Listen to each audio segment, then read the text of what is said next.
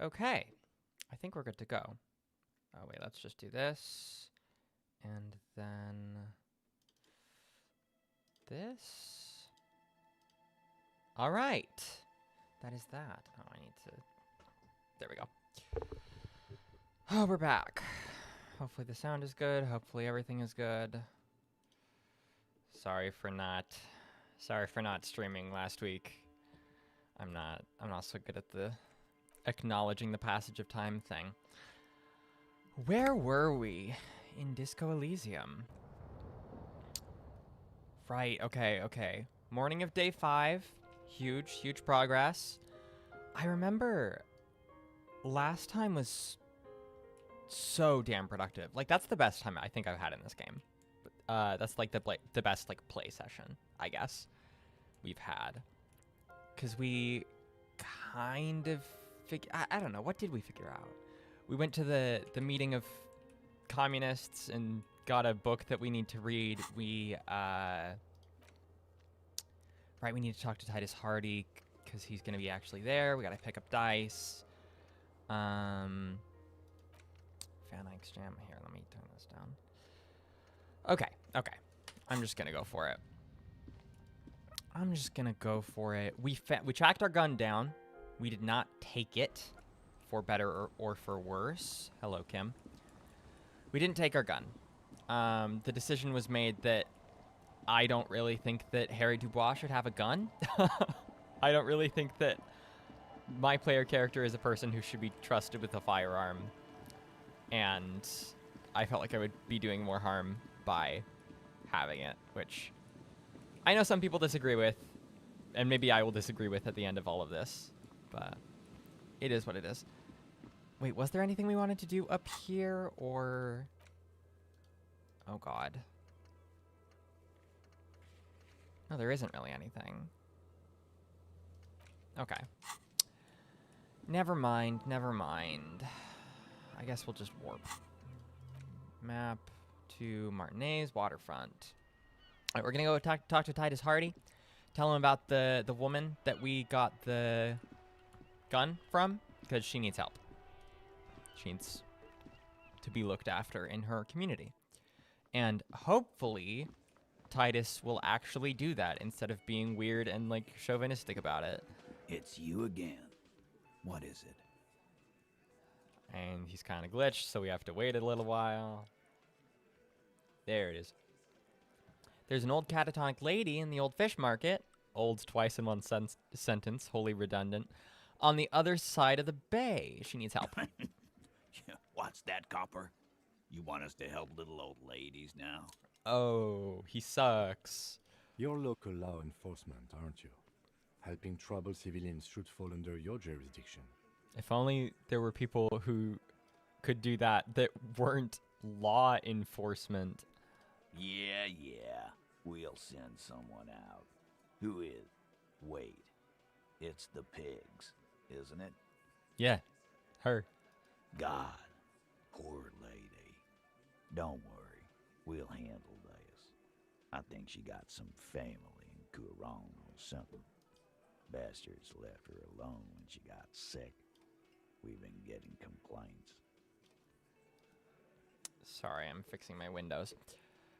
Hey, wasn't Everard's B team looking for her the other day? They said something about her, I don't know, finding something?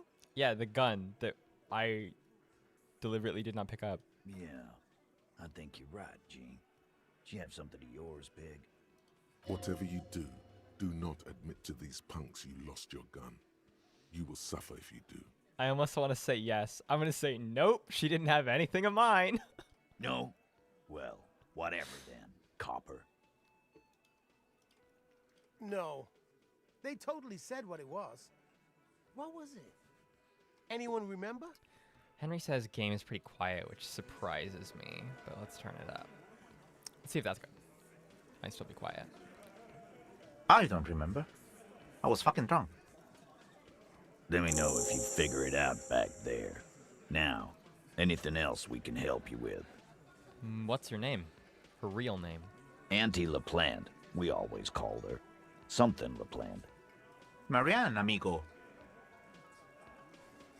Marianne Amigo LaPlante.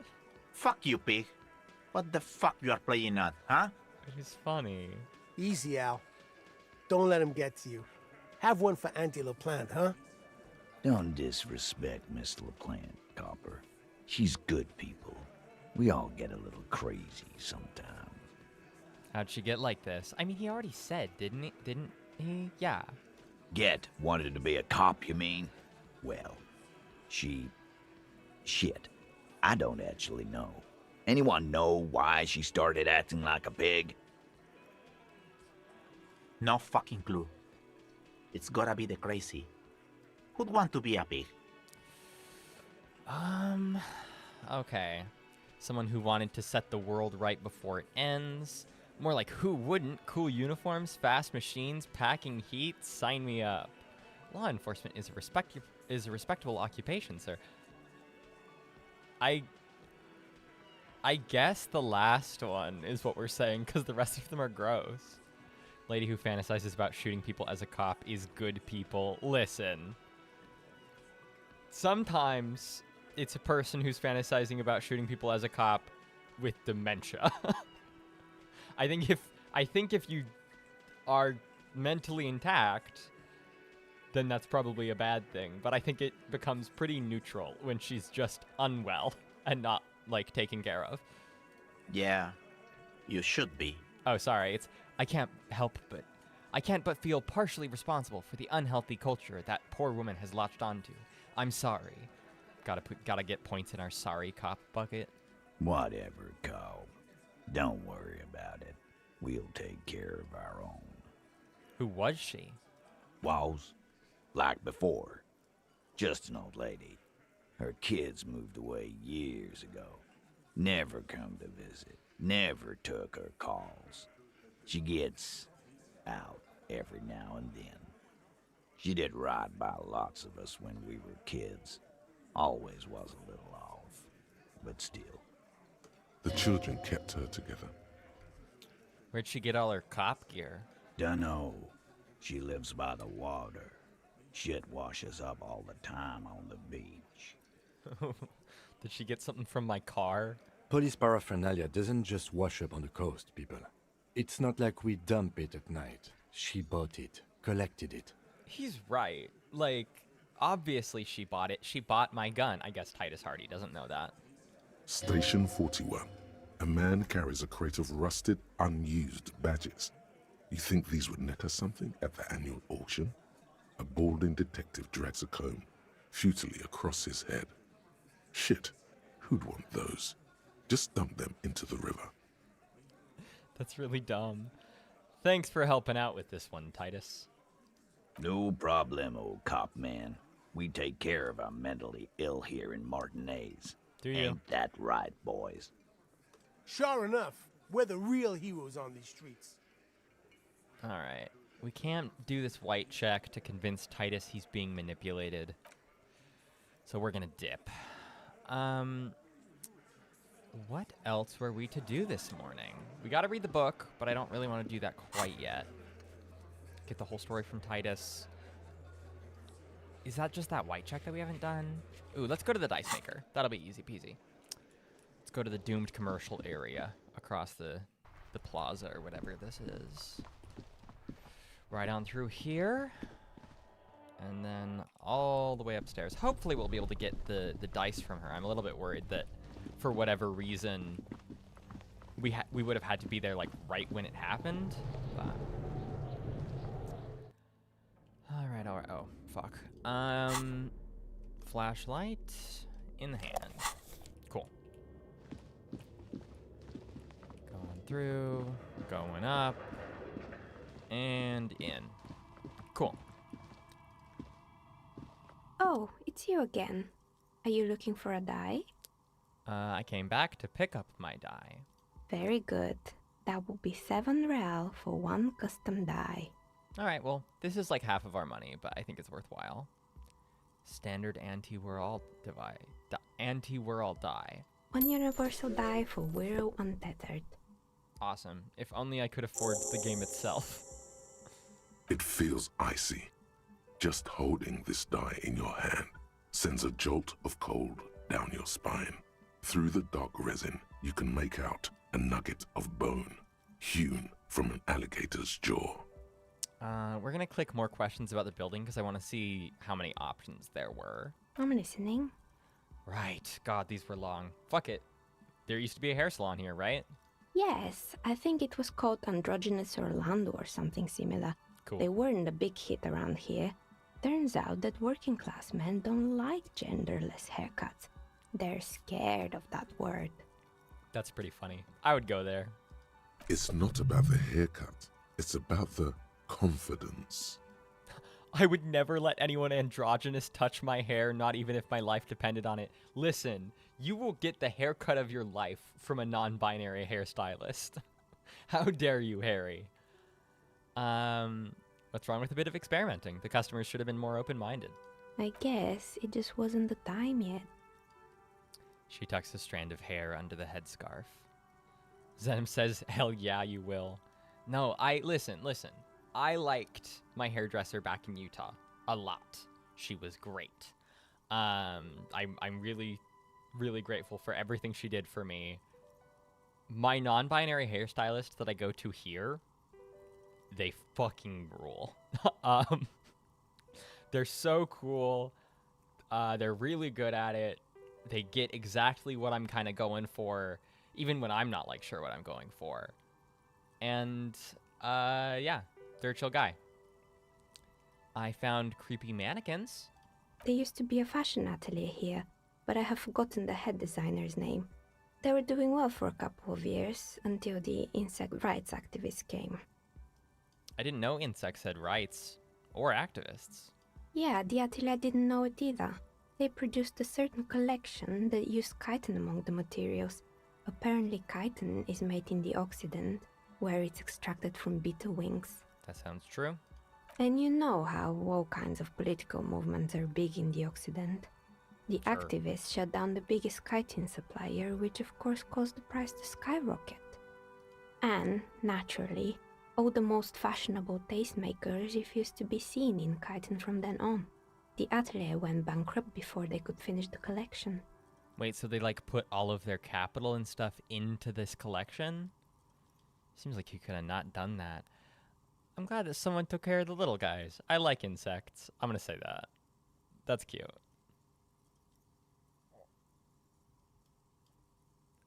This is cute.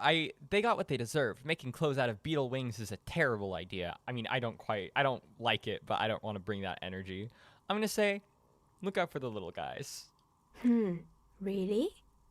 Anyway. Poor guy. Suddenly, you get a feeling that insects are important to the case somehow. It's hard to say why. No idea what the fuck that's about. Damn, you got the pigs interaction. I was planning on you in my head feeling superior that I was the Chad Rosa and you were Virgin Emma Goldna. But there you go, full Stalin taking out the Waterside village. You are the real soldier for a social democracy. Is the pigs interaction not common? Is that that one felt like incredibly scripted. What's with the rotor blades and skis? They were made by a company called Slipstream. After they pivoted from making rotor blades to skis, their chief executive took off on a vacation with all their money. She rests her chin on her hand with an impish smile. That's really funny. Did they pivot from rotor blades to skis because it was the same like material or something? Honestly, I think it's quite funny. I think he's still sending out holiday transmissions from Tulula or Tiumotiri or Hashtkor or wherever he is. Interesting. What did these transmissions say? The usual, I imagine. That he's been thinking up all kinds of new business plans and can't wait to get started on them just as soon as he returns. Her smile widens before she sees the lieutenant's face behind you. She's so cute. I love the novelty dice maker. Men like that are a curse. Sure, but Slipstream is history now. All their remaining assets got seized by the bailiffs in 47. I have no idea why those skis and blades are still lying around in the house. Not much use now, I guess.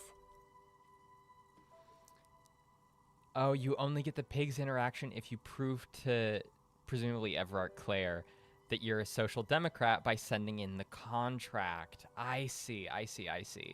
Yeah, hopefully that goes the way it's supposed to, because we did that to like stall the production of that community center or whatever. But I guess it did make Everard like us in the short term. I assume he's going to find out, right? He's going to find out that we sabotaged it? I don't know. Before social democracy comes Harry Dubois', I guess, almost arbitrary advocacy for some poor people. Maybe you could make a sword out of one. No, wait, forget it. It would take too long. What? What happened to the gym? It wasn't merely a gym, it was Artemitep's boxing club, a community project created to steer at-risk youth away from drugs and crime. And who was Artemidep? A kind man from Zemsk. I heard he had some trouble with the law when he was younger, and that's why he wanted to start the gym, as his way of giving back. Maybe that's what Kuno needs. A community-centric boxing club. Probably. Kuno? Who's Kuno? He's a little ginger gremlin who likes to defile dead bodies. Indeed, who is Kuno? I'm gonna say he's sort of the king around here. Oh yes, you mean the kid with the sailor's mouth. Yes, I've heard him yelling profanities in the backyard. My thing with it, presumably with the contract, my thing with it is what's stopping him, Everard, from saying the signatures on the contract aren't real, the signatures that we forged. They have all the power there and could just bribe it through. That's what I was saying. That's why I almost didn't do it. But I believe the idea is that if we forge the signature, then what's her name? I can't remember her name, sorry. The woman whose signature we forged, who were staying in her, like, spare room or whatever, she will contest the contract, and that will, like, get them wrapped up in legal proceedings and shit. Mr. Everett is helping me find my gun. Role-playing too much, though. The text says it'll stop the construction, but I don't trust logic. Yeah, there are a couple of things like that in this game where you kind of have to just, like, trust it, but I don't, I guess. I don't trust the game to... Some of the things don't make sense to me. And part of that is that I'm not, like, remembering every bit of information or reading everything or whatever, but I'm sure it makes a lot more sense if you're someone who's played this game, like, 5 times. I think it would take more than a gym to help that kid. Probably.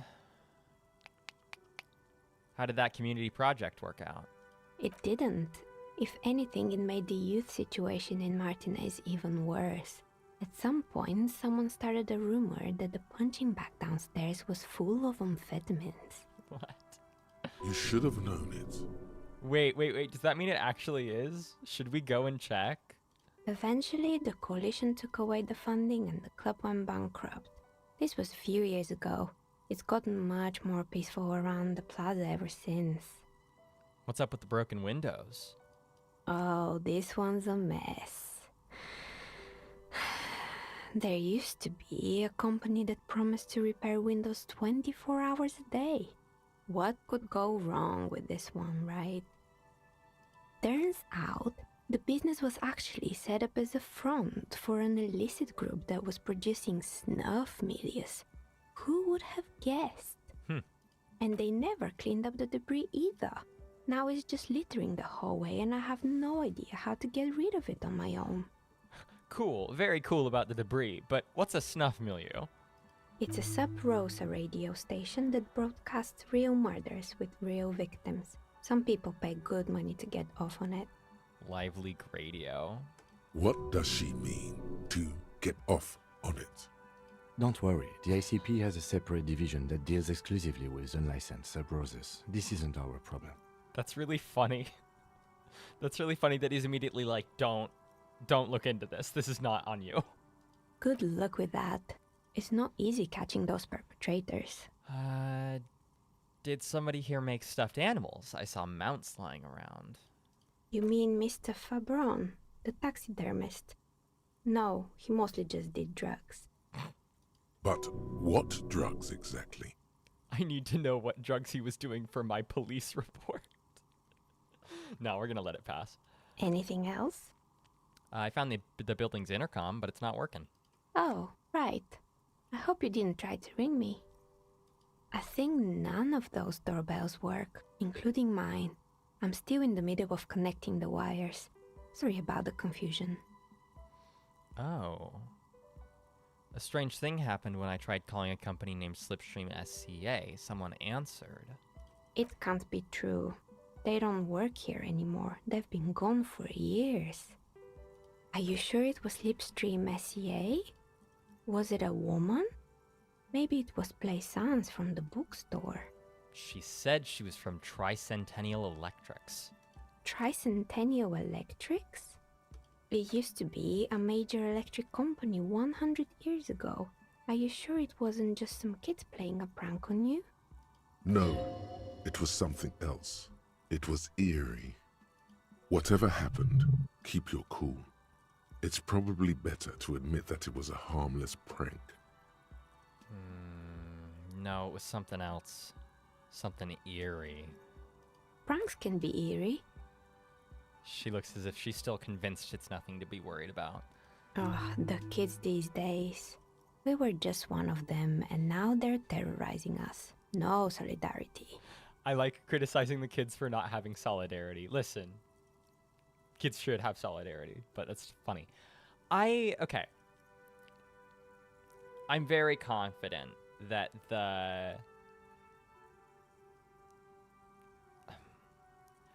what we learned from Joyce last time is that the Pale is essentially what exists between, is it the Isolas? What exists between these, like, pockets of the world. And it is like an expanse of nothingness, this, like, singularity of information, historical information that will, like, if you spend too much time in it, will degrade your mind or whatever. And it is expanding. It is expanding into the known world. And eventually, presumably, if it continues at that rate, it will swallow everything up. But it also seems like this, the voice from a century ago, that is tied up in, like, in the wires or whatever the fuck Kim said, that seemed like it was probably because of this thing, right? History is fucky and it's, like, caving in on itself or whatever. But then there's also the, what's it called? The swallow, which is this, like, cessation of information at this, like, one point in the middle of the chapel of the dance club. And I remember we like turned it on, or we started listening to it, and it started, like, messing up the chapel. But I don't think it, like, we decided to turn it off, and that's where we left it, right? Like, we never actually got to the bottom of whatever the hell that is. We just got a little bit more information for Sona, right? I don't really understand what this is, but that's what this is about, right? That part of it. The Slipstream SCA mystery might be a recording. I called again later and got exactly the same message. Why would Slipstream SCA have a 100-year-old recording as their doorbell message? Doesn't make any sense. I'm still convinced it was nothing more than some elaborate prank. My money's on electrical anomaly. I've heard of these, especially in an old building like this. An old building? East Delta Pinball. Is that now the Whirling? Yes, I've heard it used to be a gaming arcade. This is an ancient failure. Before my time. I'm not surprised, however. Jokes about the game being too complicated and then figures out the mystery of the doomed commercial district herself. Bitch, please. Listen. Some parts of this game I understand. I can glom onto esoteric bullshit. You know, this is something the cafeteria manager might want to know. Cindy says I don't understand the metaphysical stuff of this setting, not brainy enough. I feel like I don't understand the, like, political reality of the setting, so. My advice? Don't base your business on a fad. Hypnotism, floriography, trick track, especially pinball. What's trick track? Okay, I guess I do kind of understand. I understand what the like provisional government sort of is, and I understand enough of it to be clear. Ooh, new task. This means the whirling is part of the doomed commercial area. Gartra is gonna love this. I don't know this guard, but something tells me he won't. Gart, sorry. I was wondering about the whirling in rags. Is it part of the same building complex? We shouldn't have. We're doing this in the wrong order. You could say so. Both houses were built at the same time and under the East Delta Commerce Center project. That explains why you can call the whirling from the intercom, albeit I doubt that anyone responds. If the whirling is part of the same building, then it's part of the doomed commercial area. The darkness of this place is there, too. So you're telling me that the doorbell with the empty name card was yours? That's right. I haven't even written my name there. As I said, it's quite useless right now. It doesn't work yet. Did Little Lockhart is asking, did you succeed in finding out what the swallow was with Sona? The check after rattling the church and stuff. I don't think we got that check, but I am going to go back and kind of talk to Sona and try to remember where we left that plot line. Because I swear we like got Sona, or no, we got Egghead to turn it off, right? To like unplug it. And then Sona went, okay, well, that was a whole thing, but now I can report to that one guy or whatever, That's what happened. Sorry for not being very descriptive, but it's all very vague in my head. I have a few more questions about the building. Okay. Sure, I'm listening. I'm pretty sure. Sure. Good. Okay, that's everything. For hers, unless something new comes up. What is here? Oh yes, the dice. So we have this. Is there a way that we can like use this?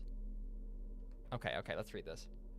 This standard 24-sided role-playing die, oh, it's cool, can be used to get results for several dice. It's made of alligator jawbone, cast in acrylic resin, and embellished with frost motifs. Looks like a minuscule blizzard is stuck there. Note, look at the map tab in the journal to see which white checks have opened.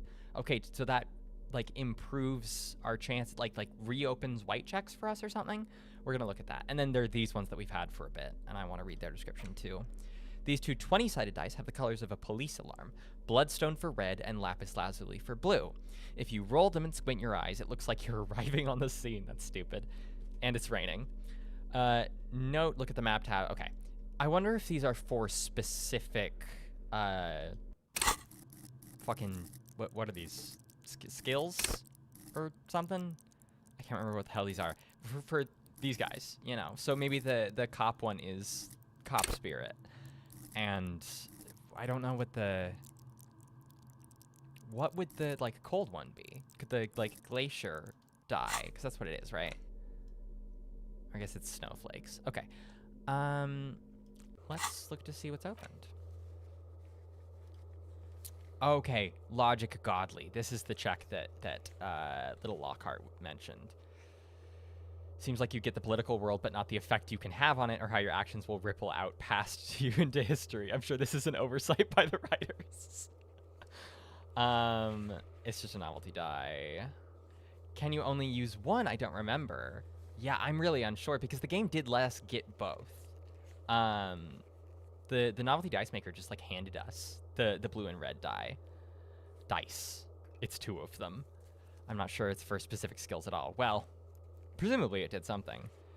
So this is a logic check, so I really doubt we're gonna get that like ever. We'll check to see if we can get it open. Shelf of crime novels. Is that do we care?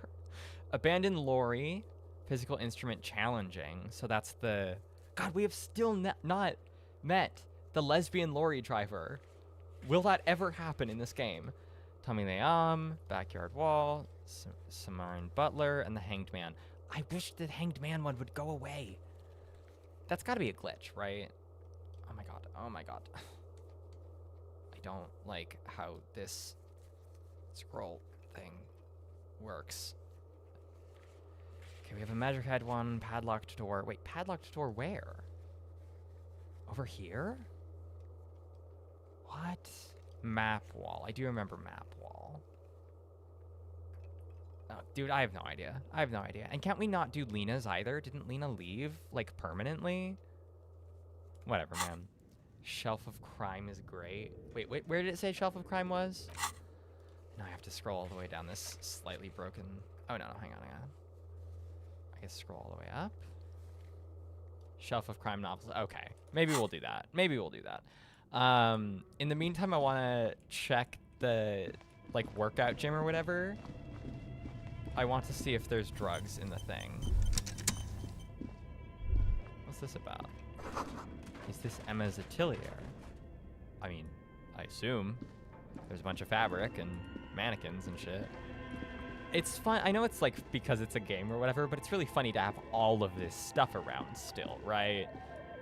Like, you would think the fucking fortress accident would, I don't know, do anything with these mannequins. At the very least, dress them accordingly, you know? Instead of leaving them as creepy as possible. Okay. Right, down here, okay. We're not, there was a check with these, wasn't there? Can I, no, we can't. All right, undone white checks, stay on the map even if they're possible. I hate that. They need to patch it out and never will, yeah. The logic check lets you finish up the church and swallow quests, at least gives you last information for the swallow and stuff. But after the Joyce incident, doing checks for lore feels horrifying. I don't even know if we can roll that logic check in the first place, let alone, like, we probably shouldn't save scum it, right? Let's do the warp over there and see if it's an option. We're being kind of messy today. My goals are not set in stone as it stands. All right. Go to Sona. Yes, what is it? Can I roll this? Okay. So I can roll it. +1 heard of doomed commercial area, +1 investigated doomed commercial area. That is still so low. So I guess we're gonna, I don't know. Do we leave it? Should we leave?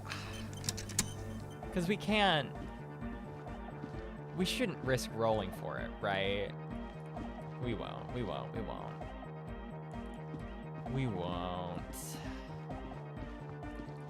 You need 2 6s. Yeah, I mean, listen, that's not that unlikely, right? 3%. It's more than 2. It's more than 1. Cigarettes. I am specifically avoiding letting Harry Dubois do any kind of narcotics, unfortunately. All right. Oh, yeah, what was that? You're going to be save scumming like that episode at the boat for 15 minutes. No, that is what's going to happen if we try to do that. And listen, I don't want to cheat too bad in this game, right? It is so heavily inspired by TTRPGs. It aggressively references TTRPGs. And one of the magic of TTRPGs is that when you fail, that's set in stone. There's no rolling that back. There's no anything. Well, for the most part. Like, I don't know, you can, in like D&D 5e, you can use like portent rolls and stuff, but that's not the same, right? Anyway, but part of the magic of like a tabletop game is, oh, they rolled bad, and now something fantastic or bad or ridiculous is going to happen, right? That's a big part of the fun, and that's what helps the good rolls pay off so well. You could use your clothes to logic up a bit. I believe we did we tried that loadout and it didn't like actually boost the odds at all because it was so small or something. We can check that though. Isn't the polo an up to? Oh, it's an up to rhetoric. Right, it's the awful fucking hat. The awful fucking jacket.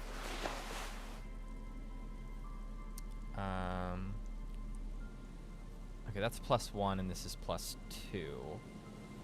-1 logic, +2 drama, +1 composure, shivers. Oh boy. Every time we have to do this.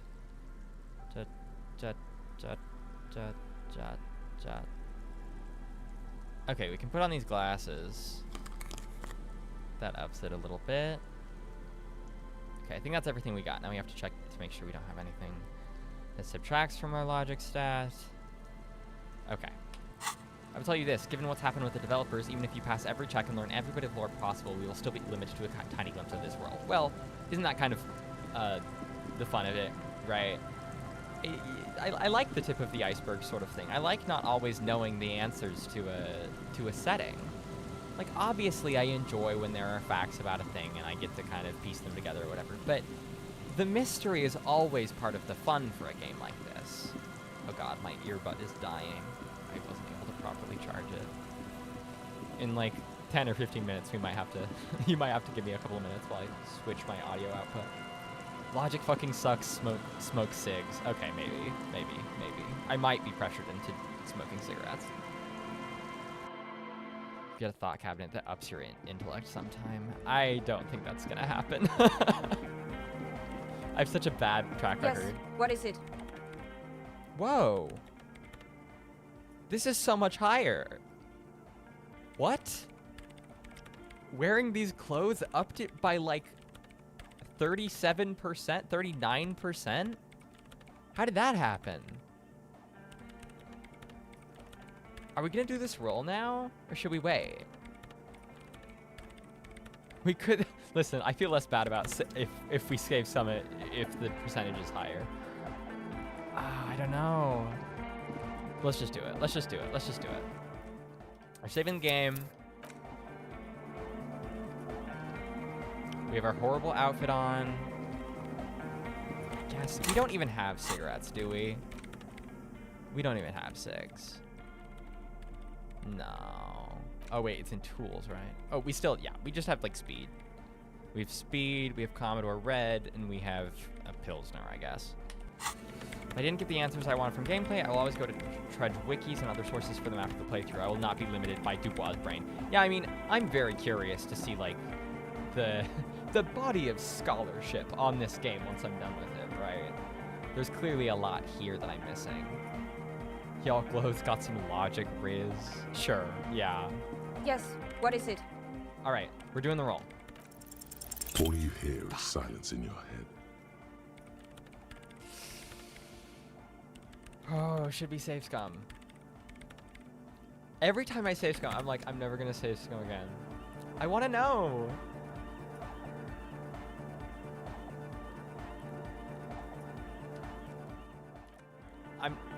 Listen, save scumming is bad. It's deliberately going against the logic of the world and the setting and the game, and it's why it's a good thing that we're only going to be doing this roll once.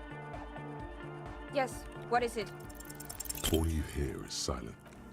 Like, I wouldn't save scum a check like this, but that's why we're going to get it on the first roll right now.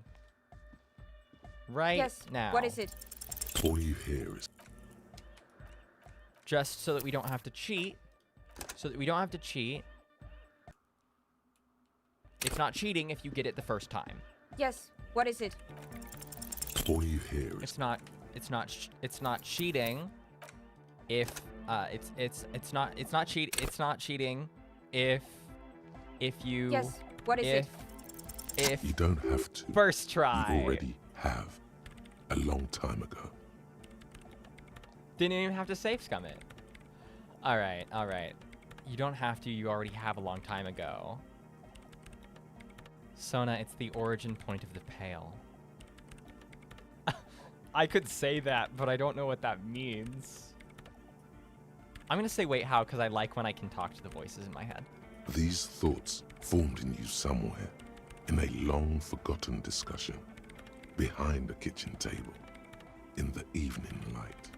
Senim says, I think the game has anti-save scum measures, doesn't it? Listen, if it does, they're not powerful enough. If it's going to try to prevent me from save scumming, but it's still possible, all that is required of me is for me to be sufficiently determined. Drinking coffee and smoking with a friend. And a woman, she was there too. Her hair smelled of shampoo and she was smoking. Egghead in the chat. Hey, Egghead. Pump it up. Sona, it's the origin point of the Pale. What? Swallow. It's how it starts. It's Baby Pale. Oh, I see. Okay, I understand. Wow. In the middle of the world seems bad. Or in the middle of the Isla, right? But Pale isn't here. We're thousands of kilometers from the edge. Look, there was a 12% chance to fail that many times in a row. What many times in a row?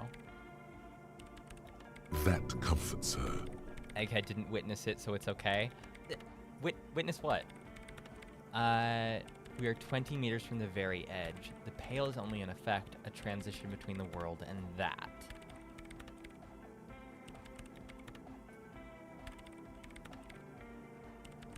Then what is that?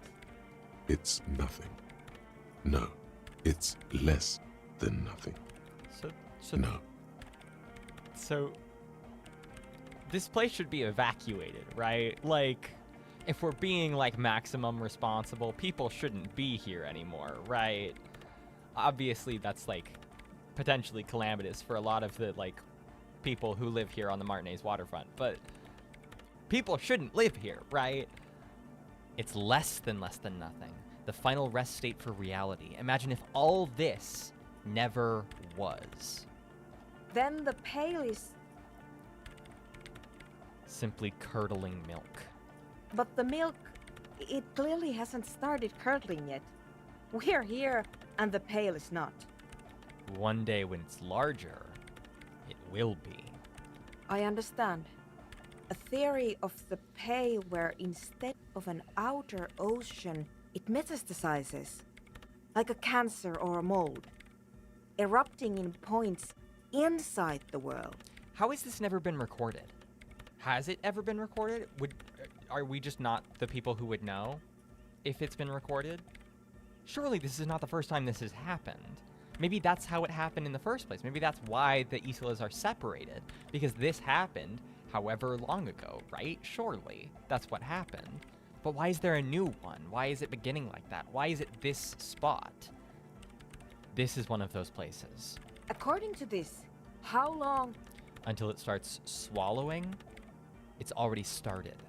Starting with sound. And information. Causing data losses in the East Insulindian front. Have you considered why it's formed in a church? And also when or how it might start growing, or if it has other effects in addition to sound and data? I blame Dolores Day a little bit. I feel like it's her fault.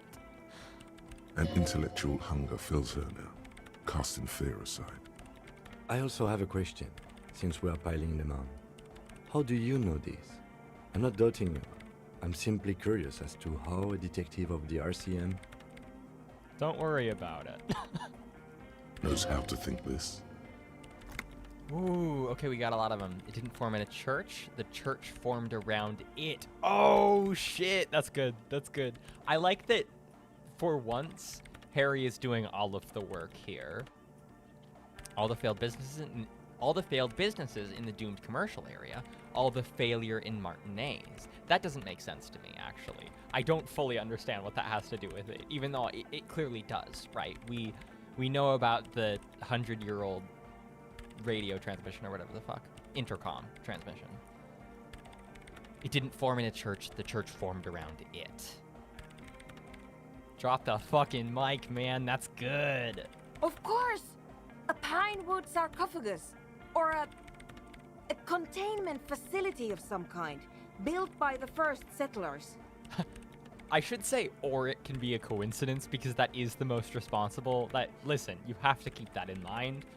But also, I'm going to say, acting on an instinctual level. Religious practices we've forgotten. Because if we're gonna do the corkboard shit, we might as well go whole hog, you know? I have considered the same.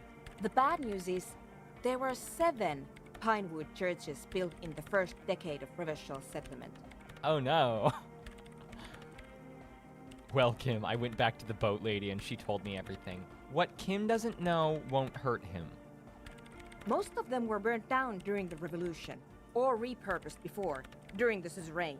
I'm not saying all of them have one in them, but Some of them might. A black grain hanging in the air. It seems distinctly likely if these are actually connected.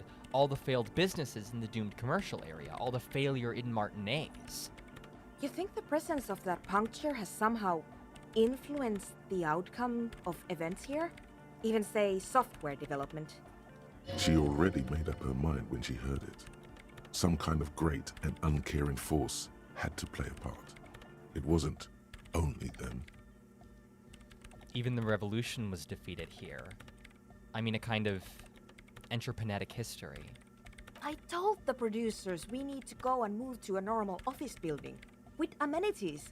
But no, the artists like the milieu, the writers like the history. I told them. I want to say I should let people still working in there know about this. They might be affected. Because, like, a lot of them aren't going to care, but surely we need to tell people, right? That's horrible not to, right? It's better they don't know. Is it better? Is it actually better? I think people should have the information necessary to make choices about their lives. You mean Plaisance and the Dice Maker? There was almost no one left when we packed up. Oh, no, just the Dice Maker. I don't think Plaisance would survive this knowledge. That's probably true. Just Plaisance. I don't think Niha is playing fair in this game. What would I mean by that? Playing fair? Like she knows more? I think both of them deserve to know. I don't love Plaisance, and she probably, I don't know, this might destroy her, but she needs to know, right? Besides, she believes in the curse. I can tell her the curse is real. Won't that be, like, gratifying? We're just gonna tell both of them. Then go tell them. I think I've had this thought before. That's how I know. Why would I have had this thought before? Because this is the first time I'm encountering this swallow, right? What's that about? Have I encountered this elsewhere? Also, who the fuck am I? An amateur anthropomedic police officer. I'd like to say I've heard stranger things, but I'm not sure. This is a hell of a guess, however. Well worded, I might add. Okay, hang on. I just got a Steam achievement called Goodest of the Good Cops for really getting Kim to trust you. How? We've done almost nothing to make Kim trust us besides doing things a little bit less destructive than we could have done. We've done nothing Kim has wanted us to do this, like, whole game. Yes, it is very interesting. But I wouldn't say you know. This is a guess. One that's going to have to be proved by anthroponetic scientists. She's right. She falls silent. The wind blows in through the hole in the stained glass window, cold and moist. I think I should have gotten more EXP for that. One day, all the world will be like that 2mm hole. It does seem to be that way. Though, I mean, it is possible it will stop. I just assume it won't. I'm going to leave that out. But the rest? Some of this I can use to start to explain this to the rest of the team. Maybe I'll sound mad, but... Man, you will certainly sound mad. If Kim trusts you, don't take it for granted. I barely take it at all. One more thing. Maybe a club for anodic music isn't the worst thing you can erect around this particular point in space. Why? Actually, now that I think of it, maybe it's dangerous? It is, right? Maybe, but Yeah! Once the light is on in the universe, it will never go out! Alright, that answers that. Thank you, Egghead. Let's leave it at that, shall we? We have an anthropomedic detection to perform in this district. I do have one mystery that still needs solving. The radio ghost in the doomed commercial area's electronic doorbell. I still don't... Listen, I know that's the Pale. We determined that that's the Pale. I don't know why. The creepy woman! We were wondering about that when we worked there, but I had completely forgotten about it ever since. Shit. God, I love Sona. It must be anthroponetic crosstalk, the one you get in radios and long-distance calls. Now it makes sense, with the Pale right on the doorstep. Oh. Anthroponetic crosstalk. Oh my god. Oh my god, that's cool. Incredible. This would also explain why we get it on the police radio all the time. Since when? You could have told me this.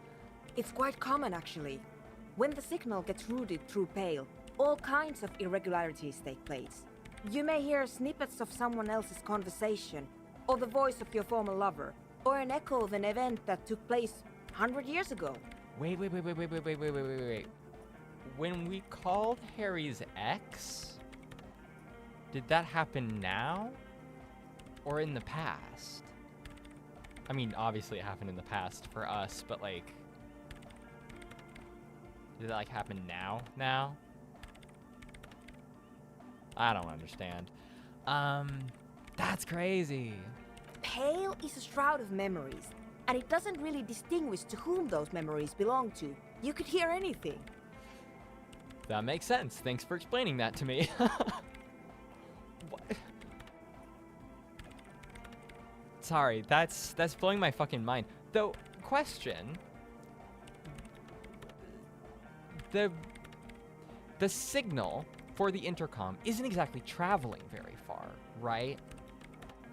It's traveling between, I guess, the like intercom interface at the door to the doomed commercial area and whatever part of the building that business was in, right? That's not very far. So is there like a little tiny developing swallow there? Or is this just like the entire, like this is its wider effects because the swallow is over here? The fact that they call studying the Pale entroponetic makes me think of entropy. Yes, no, that is exactly what it is. It is of entropy, but specifically it is this like entropy of memory, of existence. It seems to be. That makes sense. Thanks for explaining it. Anytime. Okay. I don't know how I'm supposed to feel about that. Oh wait, what's over here? What the fuck? Tanks of distilled water. Those Nosifed bottles. This looks like a tiny chemistry lab. Oh boy. Okay, can we go ask what's his name? Andre? Maybe it's being affected by the swallow. Probably, right? That's probably what it means. But what's that about? Like stuff in the area? I don't know. Oh, the god of dance is back! I'm dancing with the god of dance! Wait, we can't... Right, I forgot about the fucking dance sequence. That was crazy. That was so good. Last play session was so good, man. How do we get the Andre check anymore? Can we do that? Okay, whatever. Let's go do something else. We do need to talk to Plaisance and the dice lady. Ooh, it's raining. Well, let's change our clothing to something less hideous. Put this on, put that on. Listen, we may not have a gun, but we still have 2 pieces of the armor. And we may not have the boots, but... Well, we didn't want to have to tear a man's legs off for them, so... Okay. I think we are good to go. I guess we did have the -1 logic glasses on before, too. That was great. That was so cool. Makes me think of, I believe hypothetical scientists came up with humans existing as just a byproduct of entropy continuing. I may be misquoting it quite a lot, though. I don't know what you're talking about, but that's a crazy thing to say. Is the game too loud? Because the game's kind of too loud for me. Oh, Game broke. Game broke. There we go. The doomed hostel. Is Whirling in Rags a part of the doomed commercial area? I mean, yes, right. Offer figurines to Dolores Day. Get the whole story from Titus. Get yourself organized. We have so many of those. We have so many of those. Done. Bird's Nest Roy. Oh, speaking of nests, how often should we be checking for, like, the Insulindian phasmid? Is that still a thing? There was the fucking, what's that check that was over here? What was the check? Map wall? No. Map wall is in Plaisance' bookshop. What was it?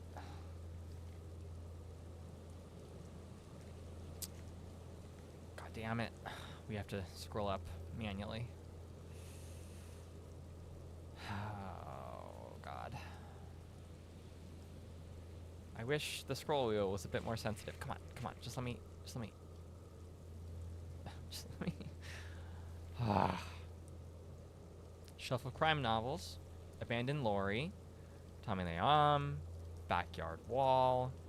Right, the backyard wall was like a conceptualization, right? That's like, create a masterpiece. Samara and Butler. The Hanged Man. Wait, none of them over here. Fuck. Now we have to scroll all the way down. I hate this menu. This part of the menu. I also don't like that my, like, task list, I understand why it's on the map, so that we can see where stuff is. But I don't love that it's, like, next to the map in this way. I wish it was, like, toggles that we could toggle to, like, view and not view. Okay. Map ball is there. Measurehead is where Measurehead is. Padlocked door. Okay, that's... Oh, to the, like, bunker. Right, to the bunker. Symbol of the cop's badge. God, what else? A tree and the Delta rune. Sleeping dock workers, Silang, map wall, Gaston Martin. I know his name is Gaston, but it's Aston Martin, right? It's like a dumbass fucking joke. Okay. I guess the padlocked door is interfacing, which we don't really have good interfacing, but we'll see if we can re-roll.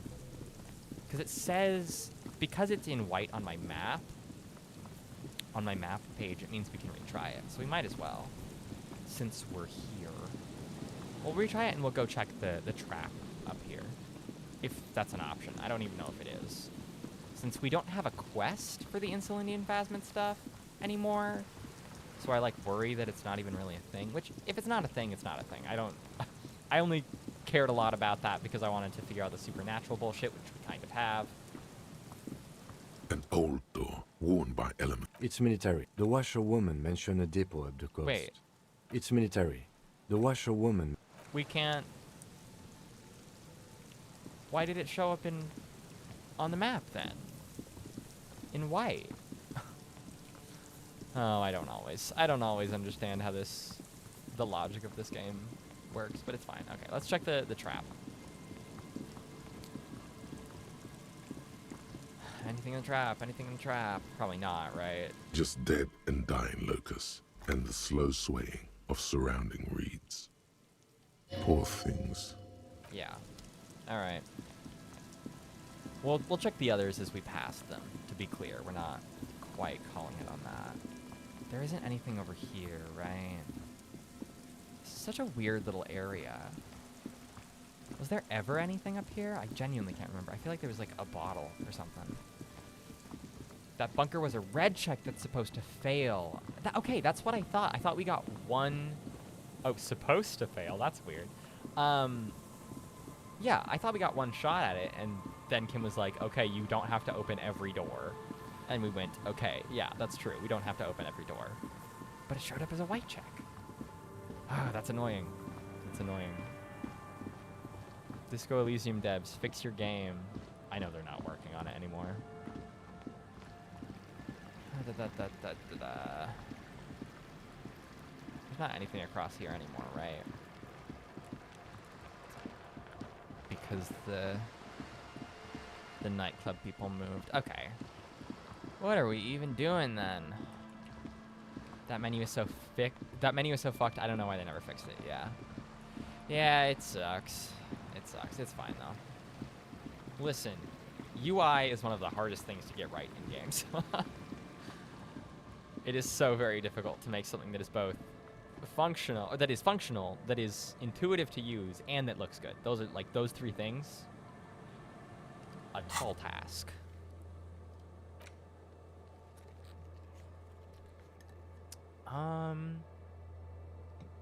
There's Ferrex versus Estonian video game devs. Let's go. Listen, Versus is doing a lot of work there. mild criticism of their menus. That frankly, if the game devs I've met are anything to go by, they know that the menu is like jank as fuck, right? Game devs rarely don't know about the things in their games that kind of don't work. Why are we? Oh, what are we doing? I guess we'll go talk to Plaisance and do some of the checks in the bookstore. We're really just fucking around today. What's that about? We're not even waiting around for anything. Did talking to Hardy's about the pig unlock the Titus White check by any chance? I think I already had a Titus White check. We had a convince Titus he's being manipulated White check. And we had that before we talked to Titus about the pigs. I believe. It's you again. What is it? And then we have to wait. Yeah. Yeah. But we don't... I assume it's not going to open up if we put on rhetoric clothes, because it's one of those. Oh yeah, I thought it was locked. I mean, I guess it is in that sense. Right? Rhetoric is the fucking polo and the... Every fucking time we want to do a check in this goddamn game. I wish I could go over here and be like, click a button to optimize my outfit for that, you know? Let's have our fare.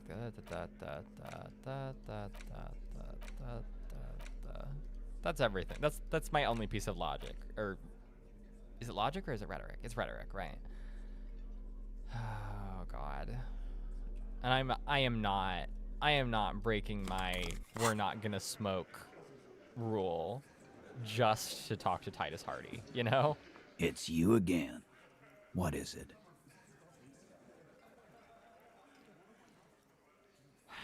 But I will say this white check is one of the only things between us and the rest of the, like, Klasia, Hanged Man, like, that whole, like, the mercenaries, that whole plot line.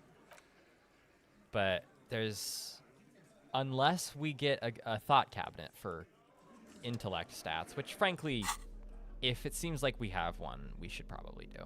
But I don't think we have any interesting thought cabinets right now. Because we have Wasteland of Reality, some kind of Superstar, White Morning. Yeah, I don't know. I haven't been interested in any of the thought cabinets, and maybe that's kind of stupid. Maybe I'm like wasting time. I should just like pick stuff and spend time doing them since we're running out of time in the game. Let's go talk to Plaisance. This can only end badly. Oh, no, go in.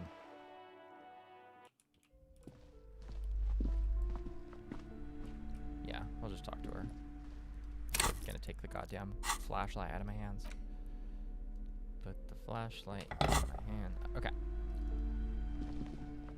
Hello again, esteemed officer, and welcome to Crime, Romance, and Biographies of Famous People.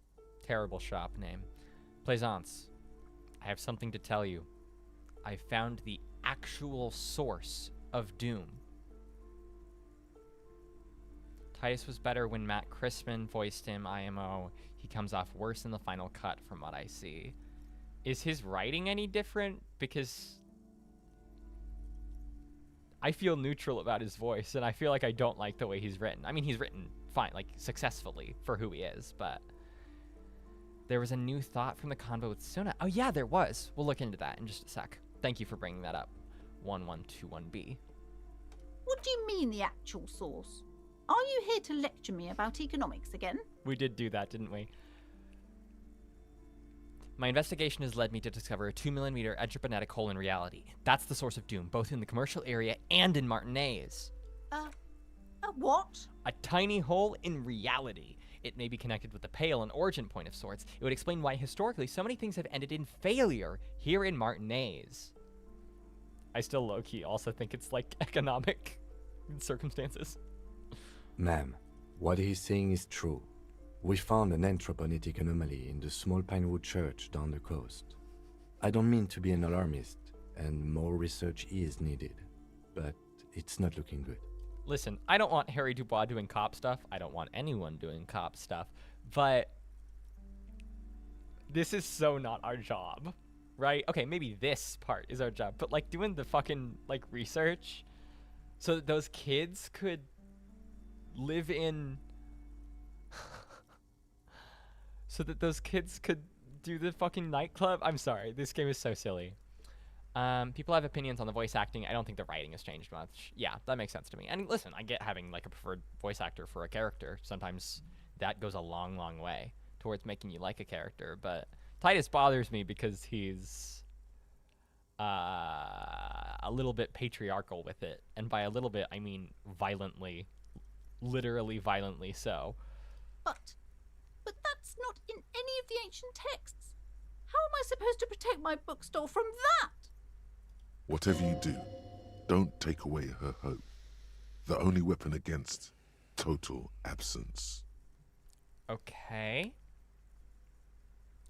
You'll have to find your own answer. I spent too long on this quest. We're not saying that. That's boring. You can't protect it. Not against Pale. Close up the shop and try to get as far away from this thing as possible. I don't think that's going to help her.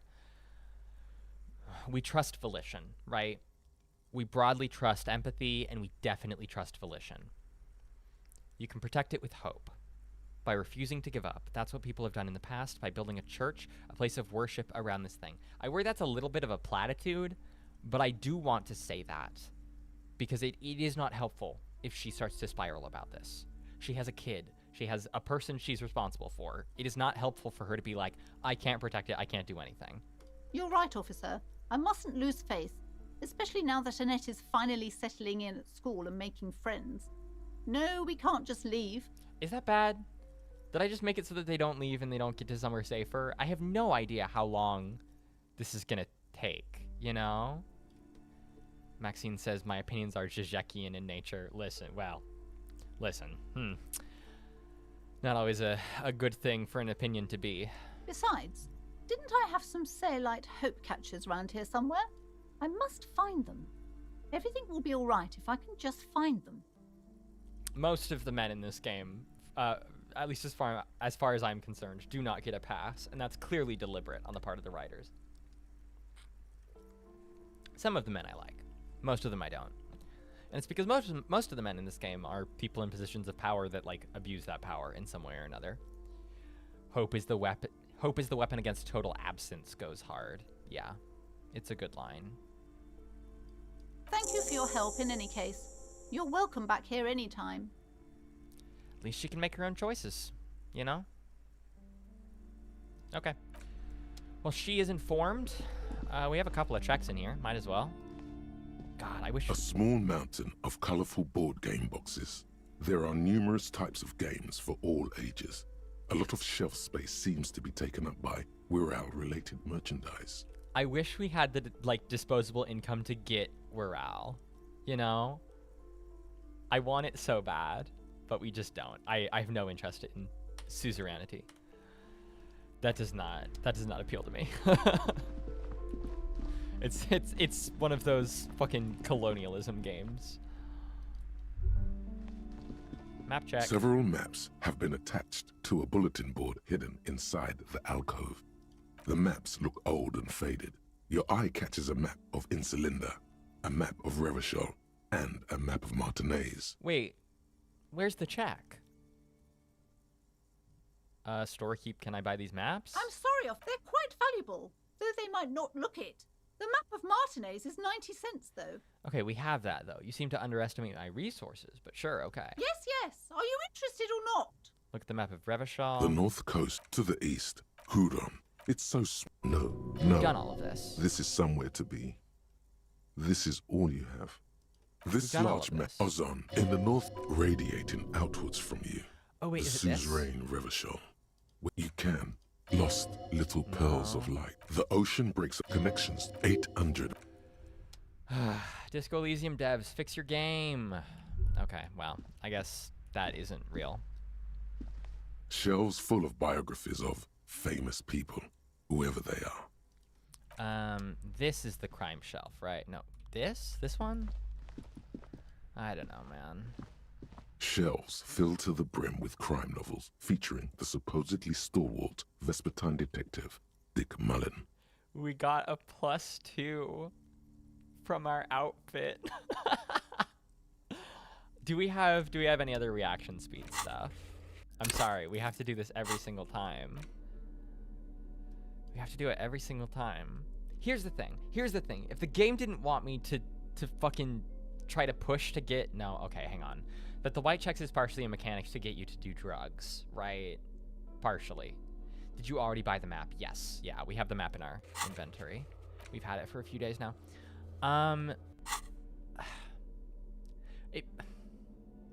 The thing is that save scumming would not be stopped if it were a red check, right? I don't know. I have feelings. I have feelings about it. Savoir faire, cop spirit, reaction. This is -1 reaction speed.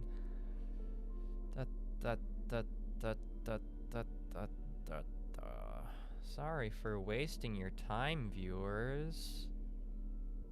Wait, -1. Okay. Where did we get this? Reflective construction vest. I don't even remember picking that up. To be fair, I don't really remember where most of these things came from. Okay, I guess that's as good as it gets. Unless there's something that is a minus to such things. Now we good. Let's do the roll. Shelves filled to the brim with... Your quick eye notices a small caterpillar crawling across the spine of a book. The title reads, Dick Mullen and the Mistaken Identity. Tell Niha about the swallow as well. Yeah, we're gonna. We're busy in the bookshop first. A worn paperback from Dick Mullen's classic Hard-Boiled Phase. The premise seems to be that Dick Mullen is framed for the murder of his best friend and has just a few days to prove his innocence. Why does this speak to me?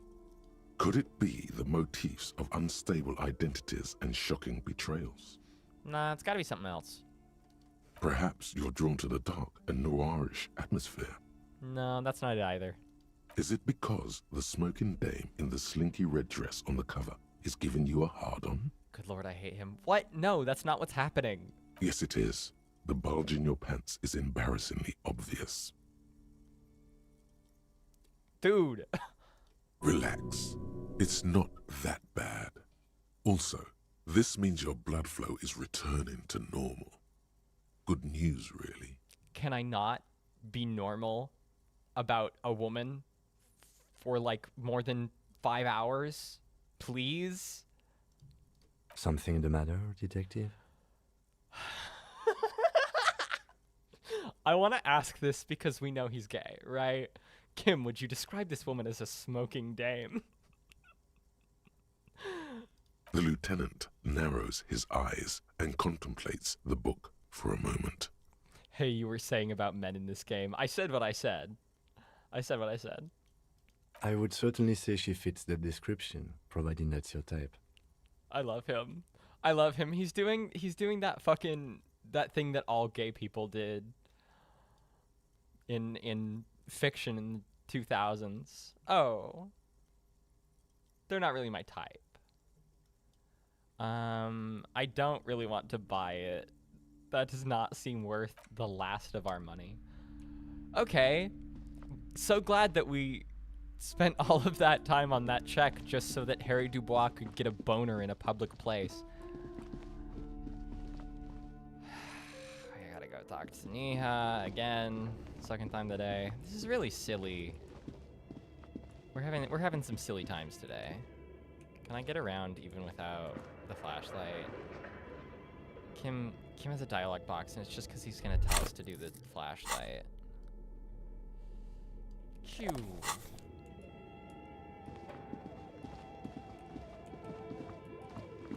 Alright. It's weird that we literally can't get around in here without the flashlight. That's very Zelda-ass. Oh, it's you again. Are you looking for a dye? She's not gonna believe me, right? I mean, at least it's a book cover this time. Still weird average Harry Dubois behavior, though. Yeah, I will say, potentially much less antisocial behavior than doing it to an actual real-life woman. I just wanted to see if there was something funny. I guess, you know, we did get to ask Kim something kind of funny. I think I found the actual source of the curse. You mean the curse that I'm spared of because I live outside its immediate reach? It's a bit more complicated than I first thought it would be. I'm listening. Now that I think about it, it sounds too preposterous to say out loud. I'm just gonna tell her. All my favorite people at my THC cafe got laid off. That sucks. That's horrible. Did something happen? Was it like strike breaking or something? That's happened to friends of mine before. Now that well, we're just gonna say it. There's a 2mm hole in reality located in a church on the other side of the canal. I think it may be related to the Pale. Excuse me? A 2mm hole in reality? This can't be true. It seems to be true. I'm afraid it is, ma'am. Sona Lukanen killed the former lead programmer of Fortress Accident, made the discovery. Sona is involved in this? Oh. She knows her. She appears to take this in while the chatter from her headphones continues unabated. So it's even worse than I thought. It's not just the commercial area that's cursed, it's the entire world. I like that she listens as soon as we're like, yeah, Sona did it. She looks outside the window where daylight has filled the yard. I'm not gonna say anything. It's up to her to... It's up to her. I guess the least I can do is check up on Sona, see how she's doing. I think that's correct. Nope, the new budget law screwed all Farm Bill hemp places. That sucks. In any case, thank you for stopping by. It's good to have an answer, even if I can't claim to understand it fully. I'm glad we did that. That was the right thing to do.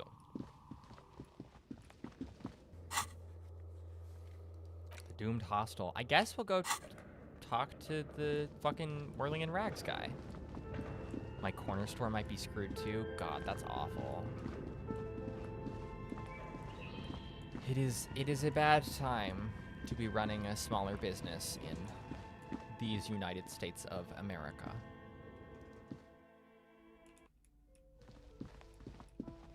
I should be able to get Harry an androgynous haircut, you know? Alright. You know what we still haven't been able to do? We still haven't been able to stop the expression. Maybe we should try to do that. We should see if we can put some points into something or other.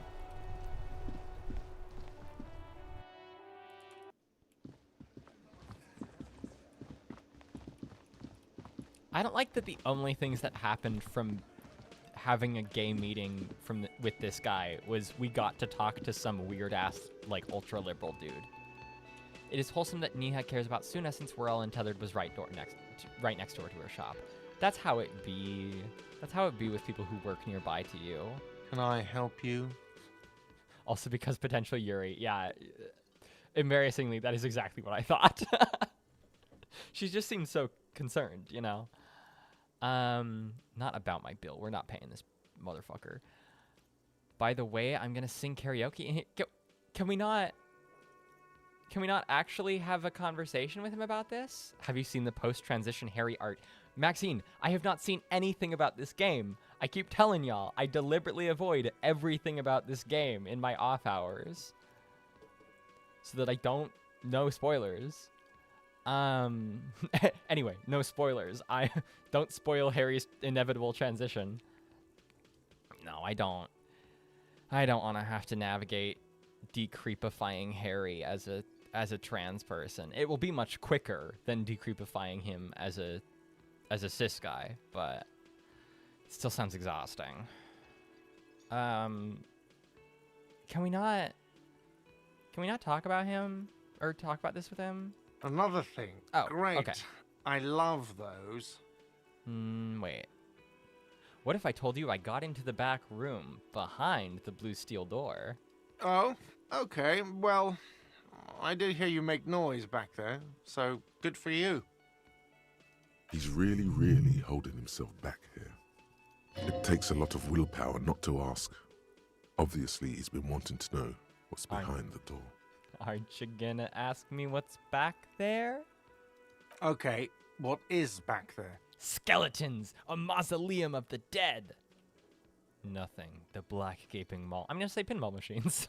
Ha! I knew it. I've always wondered where those machines by the door came from.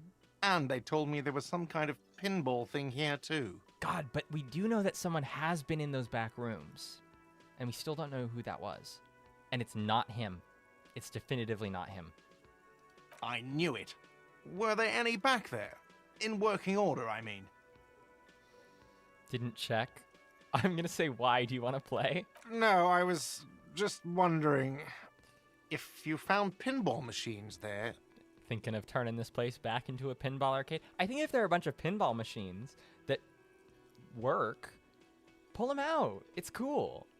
I feel a capitalist plot coming up. I kind of want to say that, but it's kind of annoying. Oh, fuck. My headphone broke. Give me a second. Gotta switch to the wired one.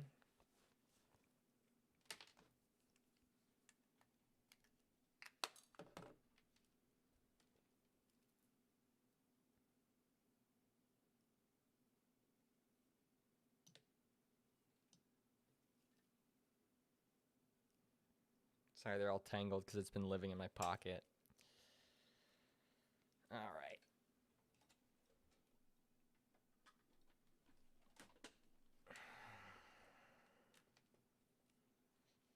All right, gotta change my settings about it.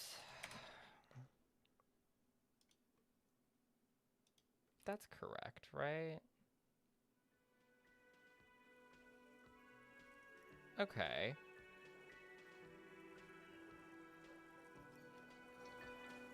Okay, I think we're good. Let me know if the sound is okay. This is only one wired headphone because my kitten bit off the other one, so I had to just cut it at the base. So it's just one very long single headphone. I've been playing some Arc Raiders recently. The art direction always reminds me of Star Wars. It's like 70s sci-fi and all boxy aesthetically. It's so nice and nostalgic for that. I don't know if you've seen it. I'm gonna look that up. That sounds cool. Arc Raiders. Oh, yeah. I saw someone talking about this. It's gorgeous. It's very 2025 AAA video game looking, but it's very pretty. What kind of game is it? What kind of gameplay? Sona X Niha. God, I wish I saw more Yuri art of this game than I do. There's not a lot of queer ladies in this game except Mysterious Lesbian Driver. I love Mysterious Lesbian Driver. She's my favorite character in this game because of all of the people, she's the one I most want to talk to. And I'm starting to get afraid that the game will not ever let me talk to her, which annoys me. What does it mean if your cat bites you? It depends. It depends. If your cat breaks skin, it means that you need to keep an eye on it and potentially go to a doctor. Because it is pretty easy to get an infection that way. Otherwise, I mean, my little kitten has been biting me a lot today. She to communicate different things. Like earlier, and some cats you really shouldn't let do this, and you should try to train them away from this. But my kitten's fine about it.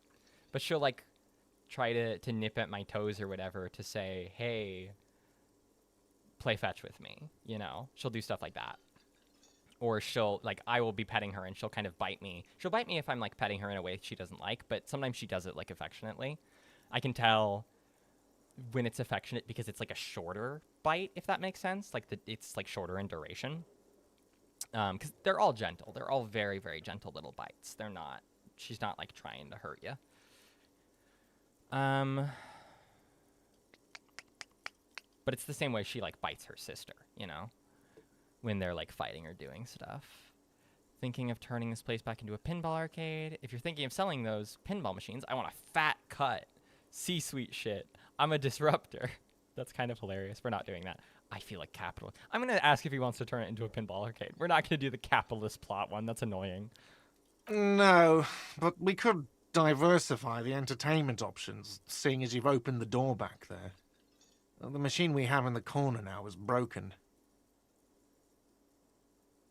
It is broken. I forgot about that. Rats always break my headphones and things too. Animals' lack of consideration or attachment for things is aspirational, though. I don't know if my kitten is not attached to things. She has a little green mouse toy that has been passed down to her from, two other cats, because I bought it for a completely different cat years ago. And it is like her main toy that she likes to play with and play fetch with and stuff. And she had, got really attached to it like a month and a half ago, and she just has not lost interest. Guess who? Speak of the actual devil. Oh, she sees that I have my fucking headphones out and she wants to bite them. Do you want to sit on my lap, or are you just going to be a problem? Okay, she wants to sit on my lap and be a problem. She's right here. No, and listen, she's always so interested in... I have a bunch of little knickknacks on my shelves and stuff, on these ones, but also on the ones in my living area. And kind of constantly, she's trying to take things down or play with them, or... It is very cute and sometimes very destructive, and has gotten her in the hospital once before. But lately she's been jumping onto shelves that I never knew she could get up to, because she's big now and can do it comfortably. And she will genuinely take a piece of she'll take something off of an action figure and bat it around and play with it. She loves toys. I find her immensely relatable in that regard. Okay, she just wants to play. Presumably, your cat. She just wants to play. I should be safe then. Yeah. Lots of... I mean, your cat also might be, telling you they have a boundary that you shouldn't be crossing, but it's probably, hey, give me attention, or hey, feed me. Because if it's really light, it's, it's affectionate, right? Hi, a bit late, because sleep. I hope your sleep was good. This is why I only have 7 stuffed sharks. That's so many stuffed sharks. I don't have a single stuffed shark. It wouldn't hurt to get a little life in here. Other than the hellish karaoke machine. That one's always causing trouble. Right, we never did the karaoke thing. Sounds like he cares about the place. He's not going to be overjoyed to hear that it's part of the doomed commercial area. He should still know. You have to be forewarned about these things. The game feels so loud. Is it loud for y'all? Gartry saw a sign that said I couldn't go into the kitchen. Why can't I go into the kitchen? What are you, a cook now? That's none of your business. Maybe I am a cook. You're not. You're a menace. Fine, okay. The kitchen is closed until 1 p.m. because the real cook is working. You can snoop around after that, if you must. The kitten likes to sit on my lap while I'm using these headphones and bite them. And pull my head down because of it. It's specifically headphone cords. She's not that interested in most other type of cords, but my last pair of headphones, she just absolutely trashed. It's a bit loud, I'd say. Okay. Let's turn it down a little bit. Actually, let's turn it down on my end. And then... Okay, that might be better. You're not. You're a menace. At least he's telling it how it is. Klassia in room number 3, she nicked the phone line. I don't care about that. Should I care about that? I don't want him to know that. I have to warn you, I may have discovered that the whirling is part of the... Oh my god. Oh my god. This is why I don't like to use the wired ones. Let go. Let go.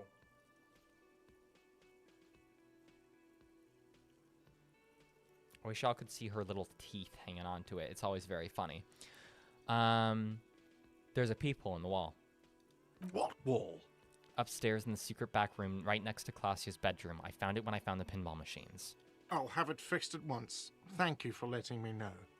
I assure you, the Whirling does not abide spying on its guests. It had better not. The color has drained from his face. What a shame to fix such a good peephole. Ew, ew, ew, no, ew. Shut the hell up. I don't regret never giving points to electrochemistry. That guy's a freak. I need to find someone to make specialty headphones. Even these headphones, which claim to be for sleeping, are still too loud on the lowest setting. Do you have, like, pretty sensitive ears? I do wonder, like... I don't know, maybe you could get something made, but surely there's, like, something you could, like, buy, right? Like, surely there's people on the internet who are like, hey, I also have sensitive ears, and this is what I buy. Like, my partner, I mean, it's not the same thing, but my partner... like, their ears are a shape that really does not do well for, like, inner ear headphones. And so they recently got a pair of relatively cheap, like, pretty good price, over-the-ear headphones. And those have been great for them. They love those things. Asha says incredibly sensitive, yeah. Cindy says presumably of good peephole cop shit, which, yeah. Are you sure you haven't been spying on your guests? Ew, ew, ew, ew, ew. Couldn't you keep the hole there? Ew, no. Are you sure you haven't been spying on your guests? Absolutely not. Fuck you for even implying it. It wasn't me. It wasn't my stuff. The establishment will look at it and ascertain what it was. He's too confident about that. I don't think he's hiding something, but he should not be like, how dare you? No. Fucking, this is your place. Sir, he was only asking a question. It's his job and mine. See that it's covered. Yes, I absolutely will. Sorry, it's been a bit of a day. And now a hole in the wall. No. All right, you've been notified. Thank you. I'll patch it up personally. Was there something else about the establishment? I hope not. I have to warn you, I may have discovered that the Whirling is part of the doomed commercial area. What? Why would you say that? We're at a completely different address from that whole thing. I try looking it up, but search results are always for just generic brands of headphones, because search engines are useless these days. That is true. I try asking around constantly, and no one got anything for me. Damn. Damn. So he knows of the doomed commercial area and its address. He's thought about this. The Whirling is listed on the intercom outside as one of the businesses in Building B. You should get your wiring fixed. I tried to call and couldn't reach you. I've been working here for a long time, and that intercom has never been used by the Whirling.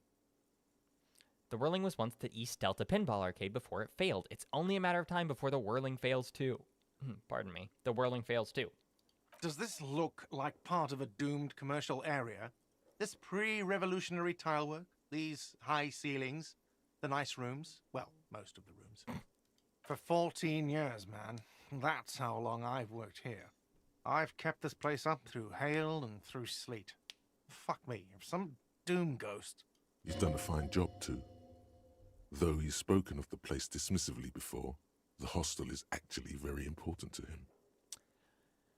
You really care about the Whirling, huh? Yeah, it's slowly growing on me again. It's beautiful in its own way, especially for this neighborhood. I've been trying to keep it that way, even if it is part of the damn doomed commercial area. Aha! So you finally admit it. Yes, your police skills have delivered. I'm sure you'll get a commendation, maybe even a promotion. They're not police skills, they're gamer skills. Thank you very much. That's almost worse.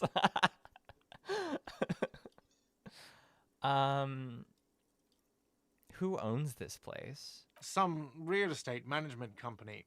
They never come around here, just collect money from afar.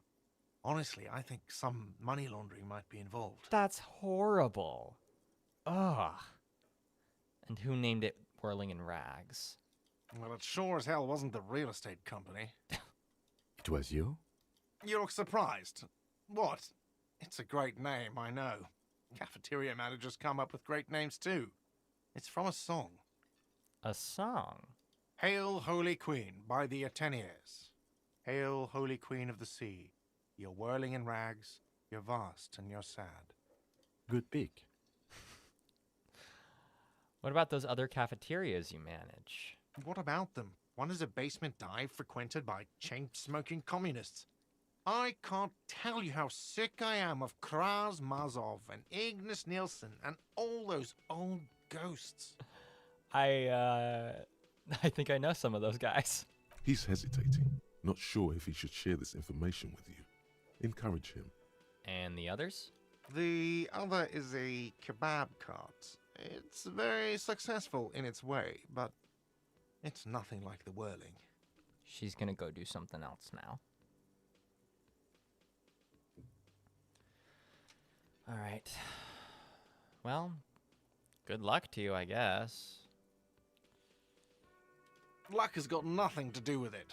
I need to think about where I'm going to place those pinballs. I have a feeling they're going to help. So, if you didn't have anything else to tell me about my establishment, can we, wrap it up? I don't want to fucking snitch on Klaasje. There's no reason for me to do that. Yes. Okay, I guess is that sufficient? That's enough, right? That was the task. Yeah, we're good now. We're good now. That lyric is actually from the band Sea Powers, which does the music for Disco Elysium. I assumed it was a real song. I will say this, my complaint about the music for Disco Elysium. I don't make any money off of these streams because I'm nobody. But, oh, cat's back. Because I'm nobody, but it still really annoys me when the fucking YouTube is like, your video got copyright claimed, and it gets claimed for music from this game when I put the game on streamer mode. And there's no reason for it to do that. So, always bad when a streamer mode doesn't work. Unfortunately, a common occurrence. But, all right. What are we doing? I assume these people are still boring. Are you still boring? Yes. Yeah, you're still boring. You look like shit. And I don't mean that as a metaphor. Oh. Okay, I have a bunch of dialogue options with this guy. I don't look like shit. I look cool. Judith, back me up here. You do look... It looks like it's been a tough week for him. It has. No, what do you want? Okay, so this guy is cool. He stands there like a statue, an angry statue, and he does not like you. Hello, I was promised communism. Hi, Harry. How's it going, man? Don't even try to win him over. You won't. Should we do the cop roll? Hey, no. Fucking cat. Fucking demon cat. Got some questions for you. I'm a cop. About what? You don't look like a cop. You know what you look like? Like a revolutionary? No, not like a revolutionary. Damn. He didn't answer your question. Now will you answer some questions for me? No. Why not? 'Cause it's not my job. Why don't you go and fucking do yours and solve this damn hanging? See what I have to deal with? I think the reason she got down from my lap was so she could go around and grab. Yeah, she's trying it again. She's a fucking menace. Being a communist cop is praxis or something. It would be praxis if I could quit. Go away. She's not gonna go away. All right, copyright is the bane of the internet. Bane of a lot of things. Bane of a lot of things. What a world we could live in. If you don't want to answer questions, maybe you want to hear me say things. Actually, I don't want to hear you say things. Come on, Jean. Okay, say things. I want to hear you say things. Hear that? He wants you to say things. Say one. Suddenly, out of nowhere, case-related things start popping up in your head. Okay, I'm doing this investigation. A man is hanged. The cat's back in my lap again. It's gonna be a problem. So, do you know who hanged him? Not yet. Yes, we do. I'm gonna say, hey, why am I even telling you this? I don't know. Why are you? This is so weird. Who knows why we do the things we do? Somehow, bouncing those ideas off the man with sunglasses felt calming, like you've done it before. Well, yeah, I mean, he's from my precinct, isn't he? Oh my god, there's more. You want something more? What is it? Let's talk about the hanged man again. Okay, why not? Okay, so, okay. do you know who hanged him? Let's say not yet. Yeah, I can see that. I don't know. Oh my god, there's more. You want something more? Kim. What is it? Who is this guy? I'm not getting involved in this. It's not my style, he thinks, glancing at the man in sunglasses and the woman beside him. Oh boy, they're mad at him. No wonder. He just doesn't recognize them. All right, let's do this roll. You know what it is. It's like the two of you know each other. Just ask him. He's a cop. Why am I so fucking dumb? Tell me the truth. Do you know me somewhere? From somewhere? Do you know me somewhere? Oh, I definitely know you from somewhere. We're co-workers, dude. Another life. From where? From another life? Yes, from another life. A different life. Maybe the life of a police officer belonging to the ranks of the... To what station do you think you would belong in this alternate and totally fictional reality? Okay, 41st is what we currently belong to. So that's... We shouldn't say that, right? I want to say 69. That's kind of funny. 57th?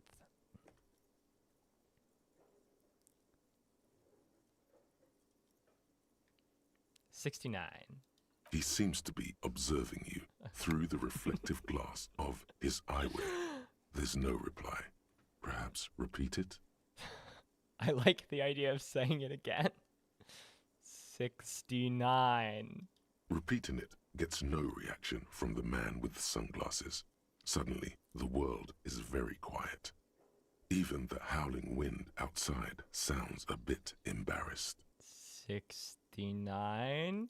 Repeating it gets no reaction from the man with the sunglasses. Suddenly, the world is very quiet. 57? Even the howling wind outside sounds a bit embarrassed. 57th. I think even in this fictional reality, the 57th would still be my station. Oh yeah, I forgot. My condolences. Go ahead. Have another guess. These guys suck. Oh god, 99,999,999.9th? That's exactly right. Down to a fraction. Really? No, not really.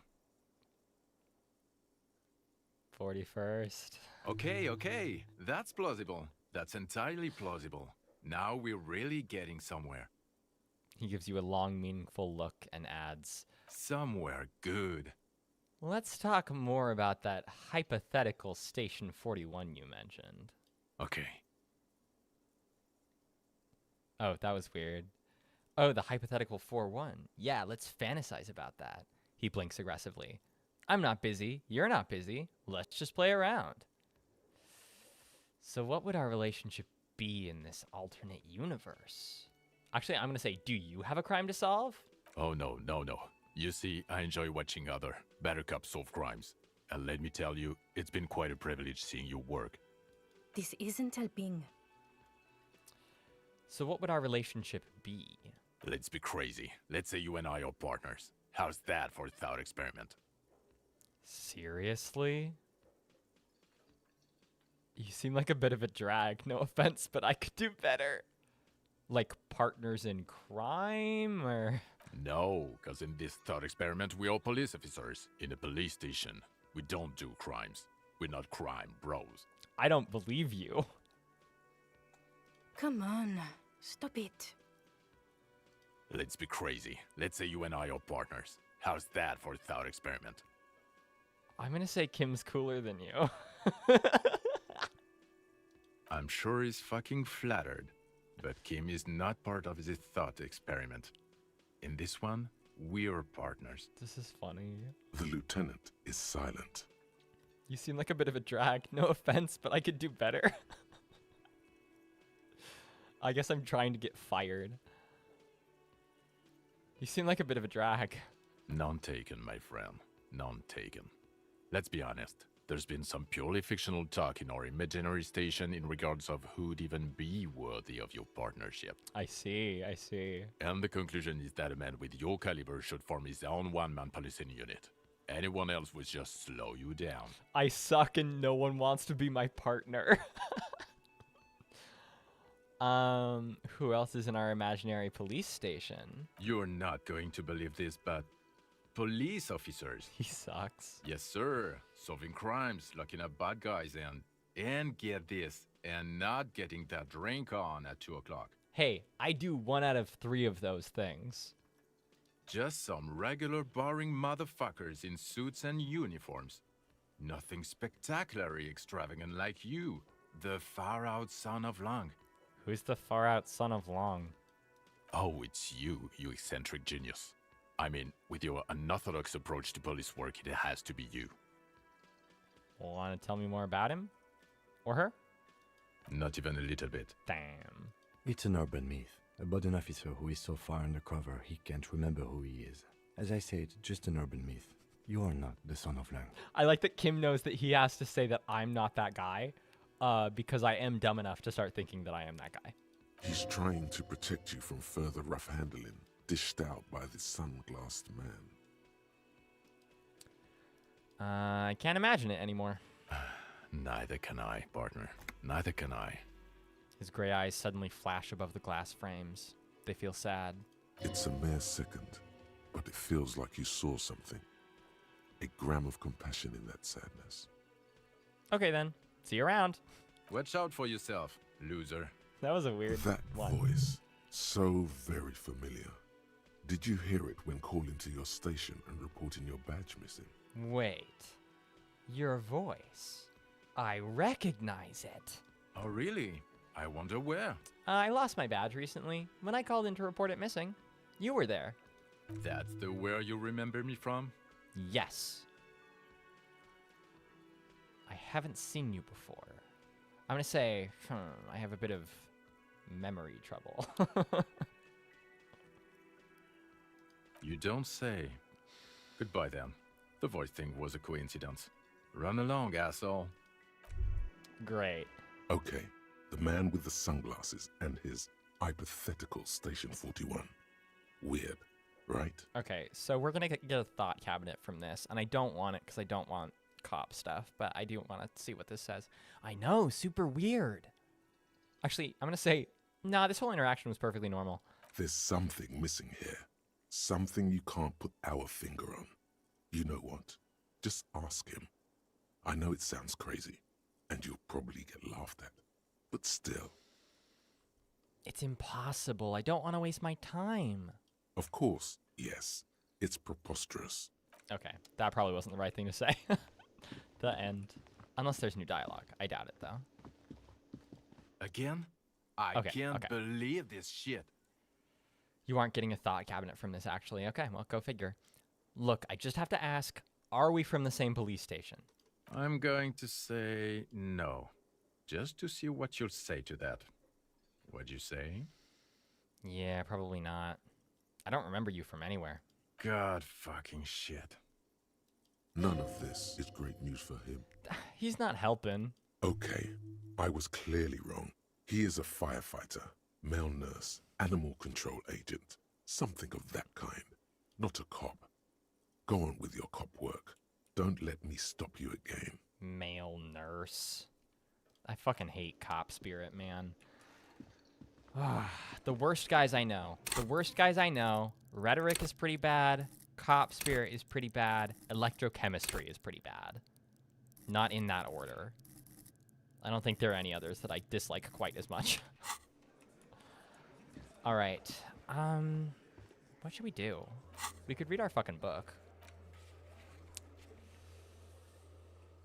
Since that's what the thumbnail says. We have so many skill points.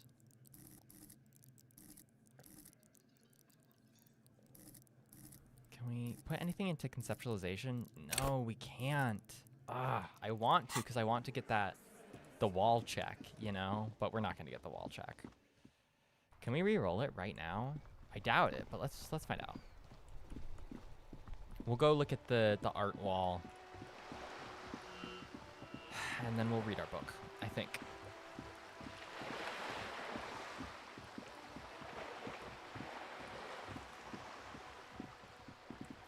Warning, I guess. When I'm reading the communist textbook, I will not have big, deep thoughts about it. I'm not that type of guy.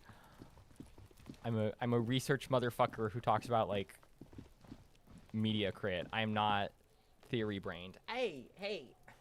Fucking cat. Stop. Bad. I'm not theory-brained. Sorry. I did not go to college. Just an ordinary wall. Nothing to see here.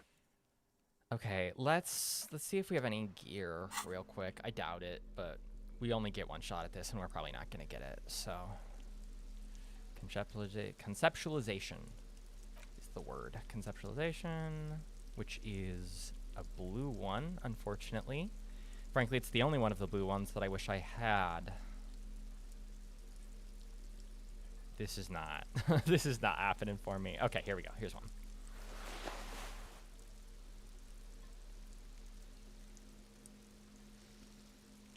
Every time, man.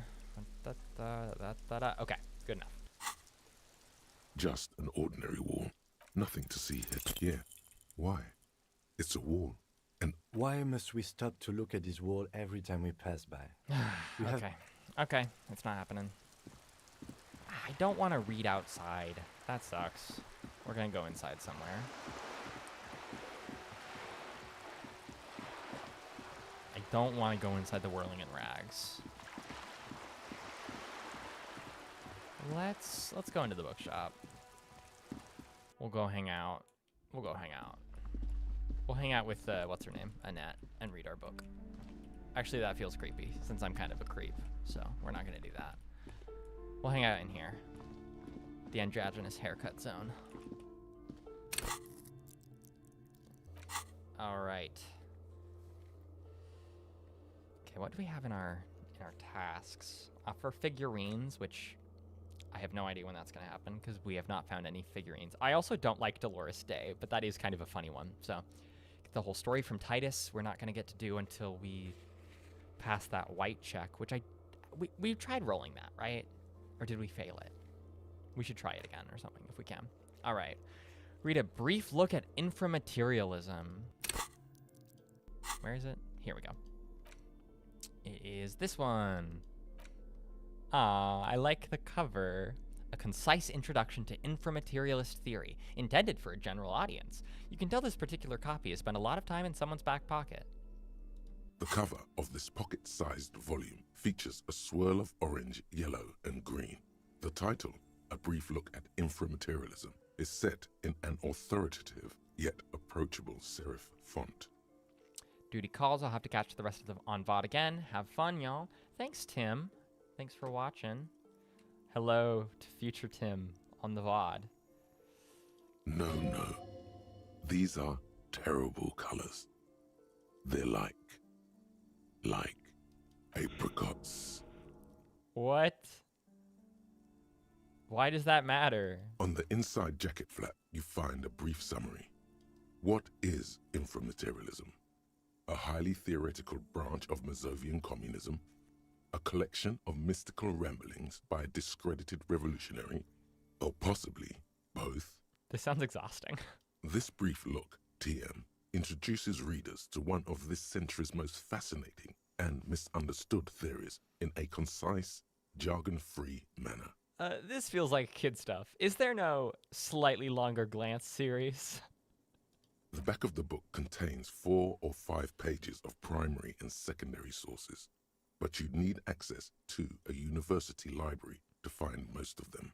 At least this is like an introductory book, you know? say what you will, I have, about the fucking communist book club guys. This is probably an okay place for him to start. In other words, this guide is the only source you're likely to find. Damn. You turn to the table of contents. The guide itself is divided into several sections with seemingly esoteric titles like Effects of Plasm on Root Vegetables and Mental Projection and Transference. There's also a brief introduction about the life of Ignis Nielsen. Read the introduction on Ignis Nielsen. Known to his numerous admirers as the evangelist of the revolution, and to his even more numerous enemies as the apocalyptic Shrike, Ignis Nielsen remains one of the most controversial and fascinating figures to emerge in the years of the anti-centennial revolution, second only to Krasmazov himself. Anticentennial. I love the words in this game. I know that's kind of a boring ass take, but they just be putting words together and making good, better words. During his unparalleled life, he helped guide a revolution in one country and found a new state in another. Along the way, he committed some of the most notorious war crimes in an era famed for its atrocities. Oh boy. Oh boy. Which war crimes? Important caveat. I would like context. And yet, his most fascinating contribution to history may be the most overlooked. His theory of ideological plasm, from which his followers and successors developed the school of communism known as inframaterialism. Was it Joyce who was talking about ideological plasm? Who was that? This is already like too esoteric for me. I like my shit a little more grounded. Start reading the first chapter.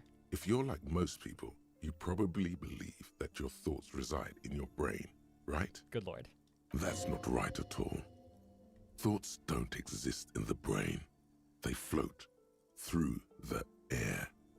Your brain is but a fish, swimming through them. Hey. Bad fish. You see what I'm dealing with?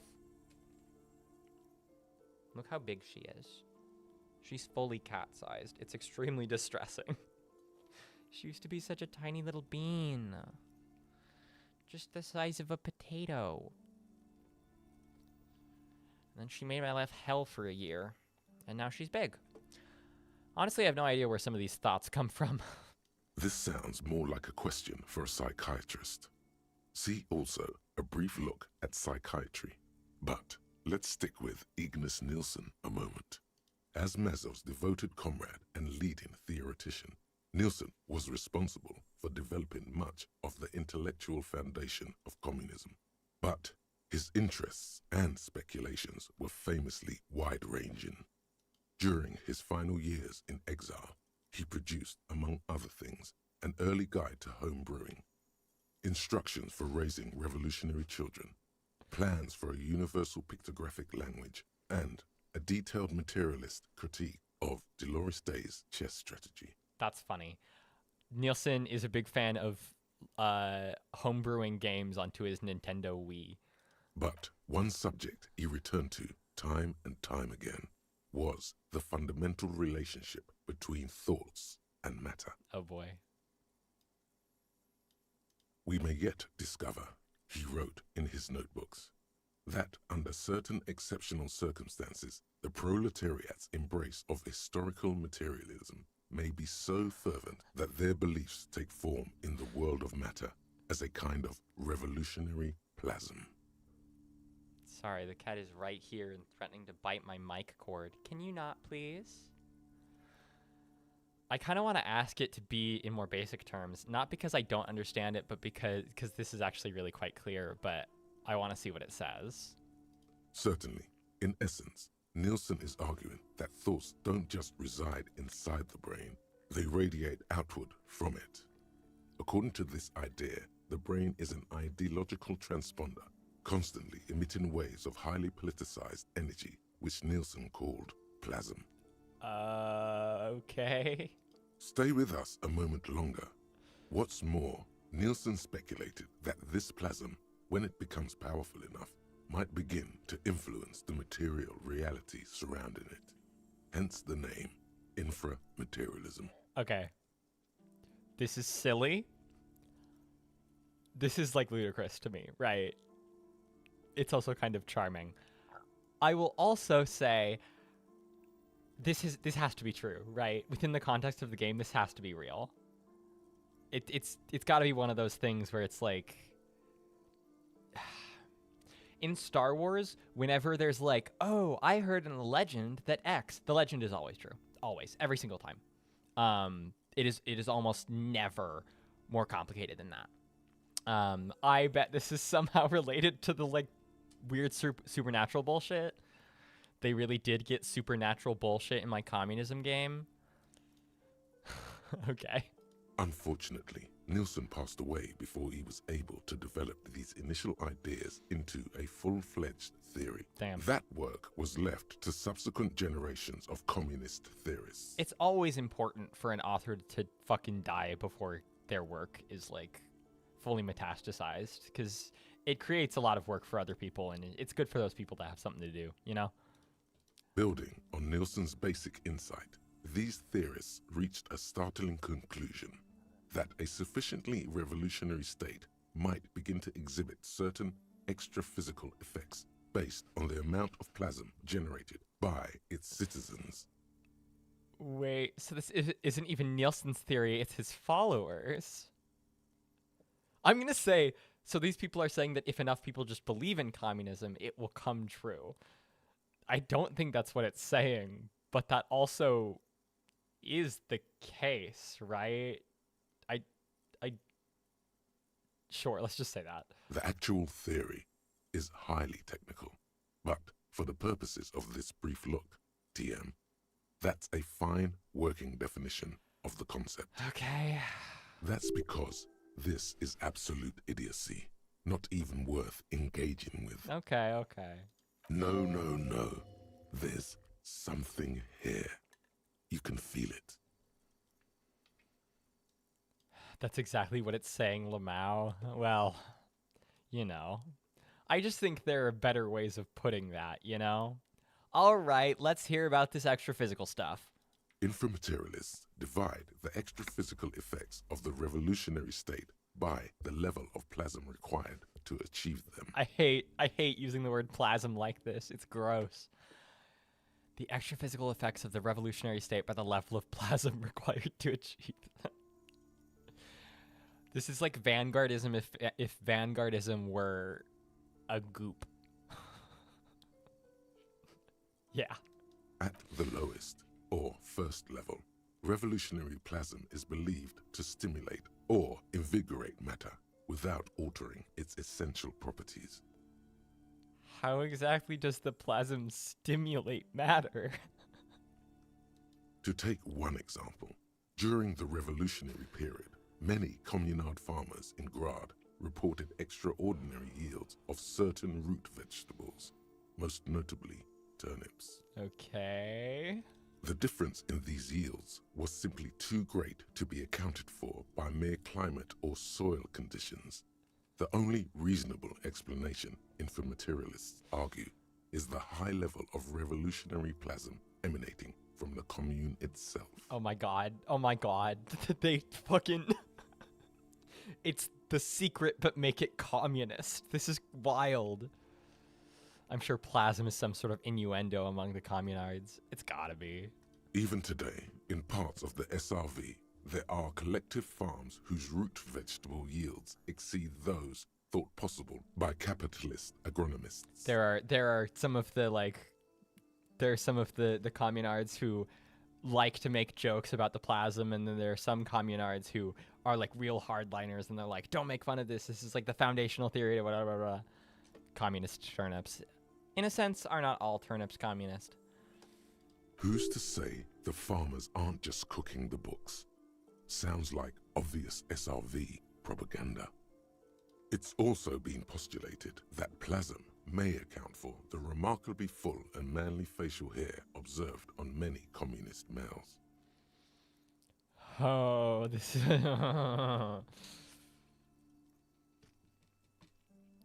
Stroke your beard proudly. Stroke it, but modestly. Of course, inframaterialists argue that revolutionary plasm may stimulate human physiology in other ways as well. Is this gonna become sex cult shit? Oh yeah, we're talking about white-hot communist sex, baby.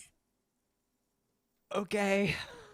That's correct. Reports from the revolutionary period claim that the most radically devoted communards were able to engage in vigorous intercourse for up to 8 hours at a time. Communists do it better. I guess. This sounds like propaganda. Beards are my least favorite things about communists. Yeah, I'm with you on that, Cindy. 8 hours? There's no way. Your equipment would be mashed to jelly. Listen. Jelly?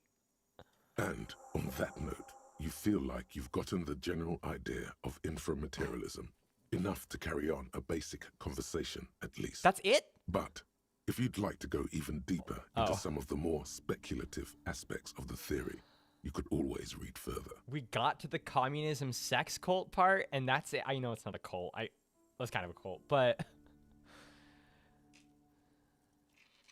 it's a spoof of like Lysenkoism. Okay, that explains a lot. Getting the manosphere into communism via T-boosting plasms. Well, no, I don't know. I actually have things to say about that, but you know. At Cindy agreed, I love a good bearded fella, but commies always manage to get facial hair that rivals fascists in the term of terrible. I'm not anyone to be out here saying any facial hair is not terrible. Some people look good. Some people make it work. And Shurigawa, he has a mustache. He looks great. A couple of other people, they look great. I don't really like facial hair. And the reason I don't like facial hair is that I'm generally not interested in people who are like capable of growing facial hair, but I don't really like facial hair. Surely spending that much time on intercourse makes it hard to advance communism. I'll bet it does make it hard. You have the group of the communards who fuck hard, and then the group of the communards who are like, no, we have to metaphorically fuck hard for the good of the proletariat. I'm always saying this. The book fits quite snugly into your palm. It would also fit comfortably into a jacket pocket. Weird thing to say. I guess let's keep reading, right? Let's keep reading. We don't have anything to do.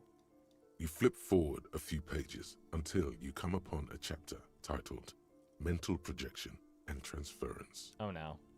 When a community has achieved a sufficiently high degree of revolutionary fervor, inframaterialists believe that second-level effects may be observed. Sorry, I'm distracted. Community has achieved a sufficiently high degree of revolutionary fervor. Inframaterialists believe that second-level effects may be observed. Right, didn't we already know this?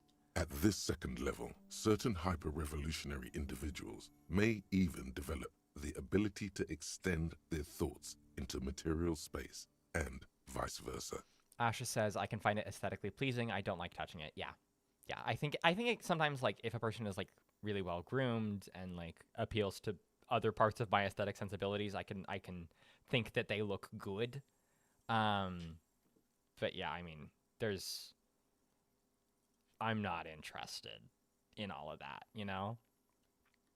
I think I'm in the minority as the man enjoyer. Yeah, I mean, a lot of the audience here is, I mean, gay women and straight men, or bisexual men. There are lots of bisexual men here. And by here, I mean around the spaces in which I tread. And, you know, I hope to further make things that appeal largely and aggressively to women. At this second level, okay. Does this mean communists can read minds? According to inframaterialist theory, yes. Under suitably revolutionary conditions, that is. Of course, one doesn't need to be a communist to be attuned to the thoughts of your brothers and sisters. Okay. Interesting place for cop spirit to chime in. It's become something of a folk legend that during their final meeting, Nielsen and Mazov didn't speak a single word, preferring to sit in silence with their chamomile tea, reading one another's thoughts. That is so fucking funny. I'm gonna say that's probably not what happened. One of the minor tragedies of the late revolutionary period is that few reliable accounts survive. Communist ESP. What is, you know, in a sense, is not all ESP communist? Much of what we know of the communards' activities during this period come from memoirs and second-hand accounts, some only written down decades after the fact, and of dubious authenticity. Hey, Kim, you'd say that we share a pretty special connection, right? I suppose we do work quite well together. You and me, we're on the same wavelength. It's why we're always finishing each other's... Your words hang in the air as the lieutenant scribbles something in his notebook. At some point, he realizes you're waiting for him and looks up with a tightly knit brow. Sentences. The lieutenant looks at you evenly for a moment, then returns to his notebook without a word. Kim, you left me hanging there. Did I? My bad, detective. Won't happen again. As we were saying, it's generally believed that these effects are only exhibited by certain hyper-revolutionary individuals, generally less than 0.01% of the revolutionary population. So, why do these effects only work for hyper-revolutionary communists?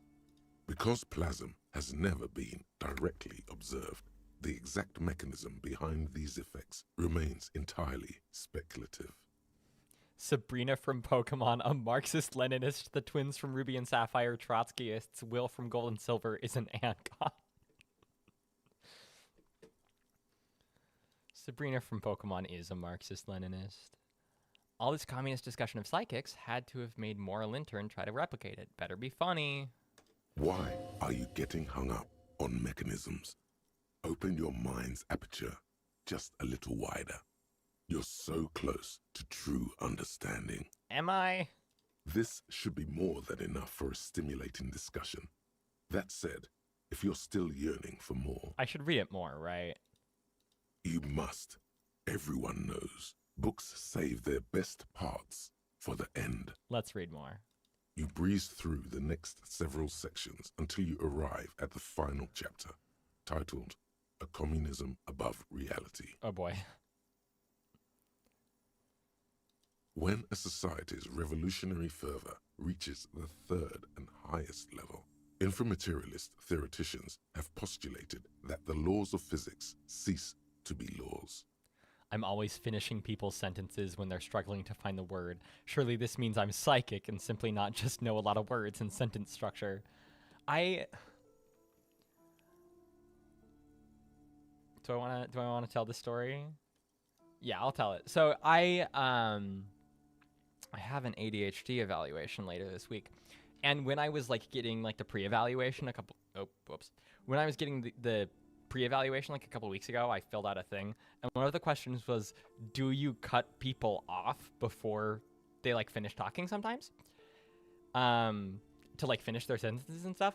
This isn't something that I'm proud of that I do. I try not to do it. But I do it the most like with my partner because I'm just with them casually and I kind of usually know what they're trying to say. And so like when there's a pause or when they kind of can't quite get there, my brain is like, get there, get there, get there, get there. And I never knew that that was like a thing that anyone else like actually experienced. When a society's revolutionary fervor reaches the third and highest level, inframaterialist theoreticians have postulated that the laws of physics cease to be laws. What the fuck? What do they become then? More like suggestions, according to some of the SRV's leading inframaterialists. Look, again, this might be true to the setting, but this is ridiculous. It also might not be true to the setting, but there's enough bullshit going on that, you know, maybe. Of course, it's impossible to say what exactly happens under these conditions. No known society has ever achieved the levels of revolutionary enthusiasm the theory seems to require. True communist sex has yet to be attained. Some inframaterialists have even argued that it might require more plasm than humanity alone may be capable of producing. Gross. Wait. There are non-human sources of plasm? In the SRV, there have been attempts to organize certain species of aquatic mammals, as well as a few of the higher corvids. But, as of this writing, only human beings have demonstrated the intellectual capacity for revolutionary communism. What the fuck?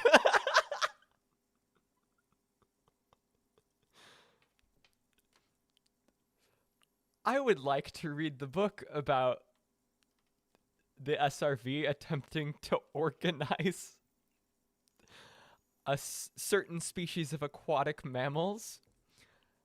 Did they try to bring communism to dolphins? Were they bringing communism to dolphins?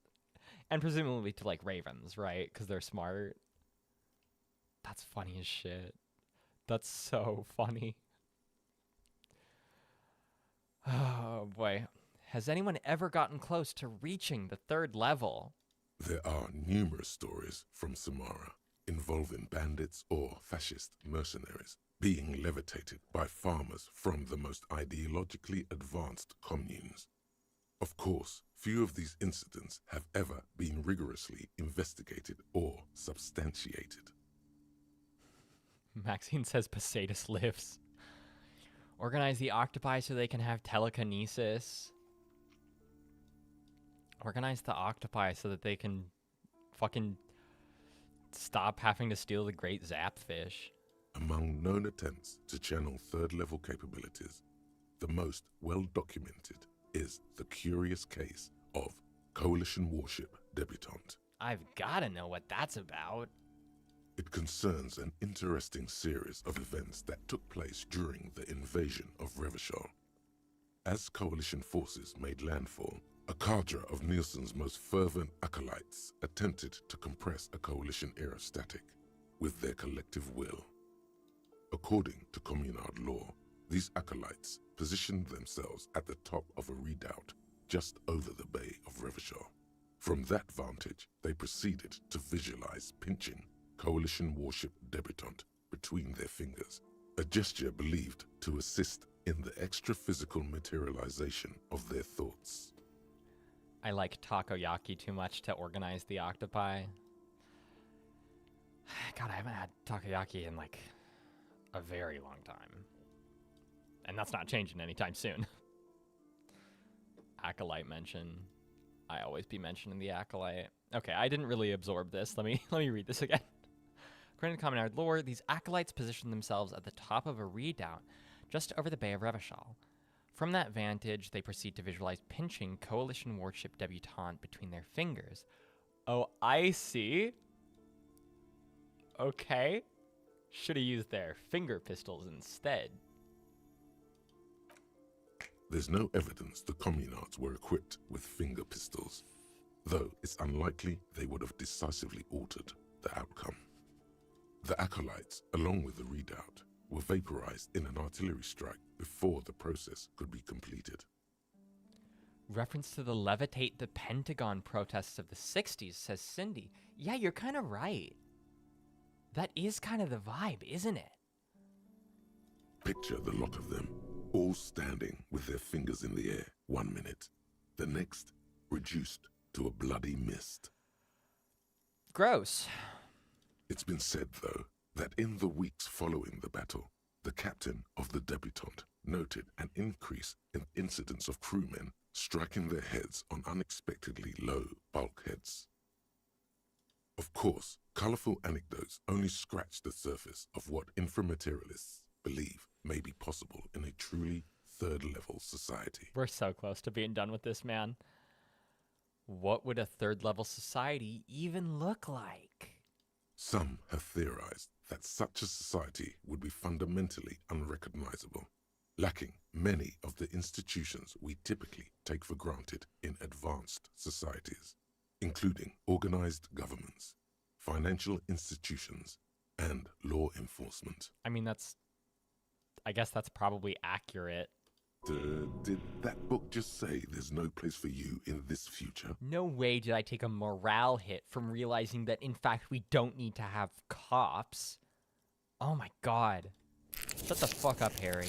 Others have argued that people living under third-level conditions will be immune to such infirmities as hunger, disease, and mental illness. Listen, I'm okay with a amount of idealism.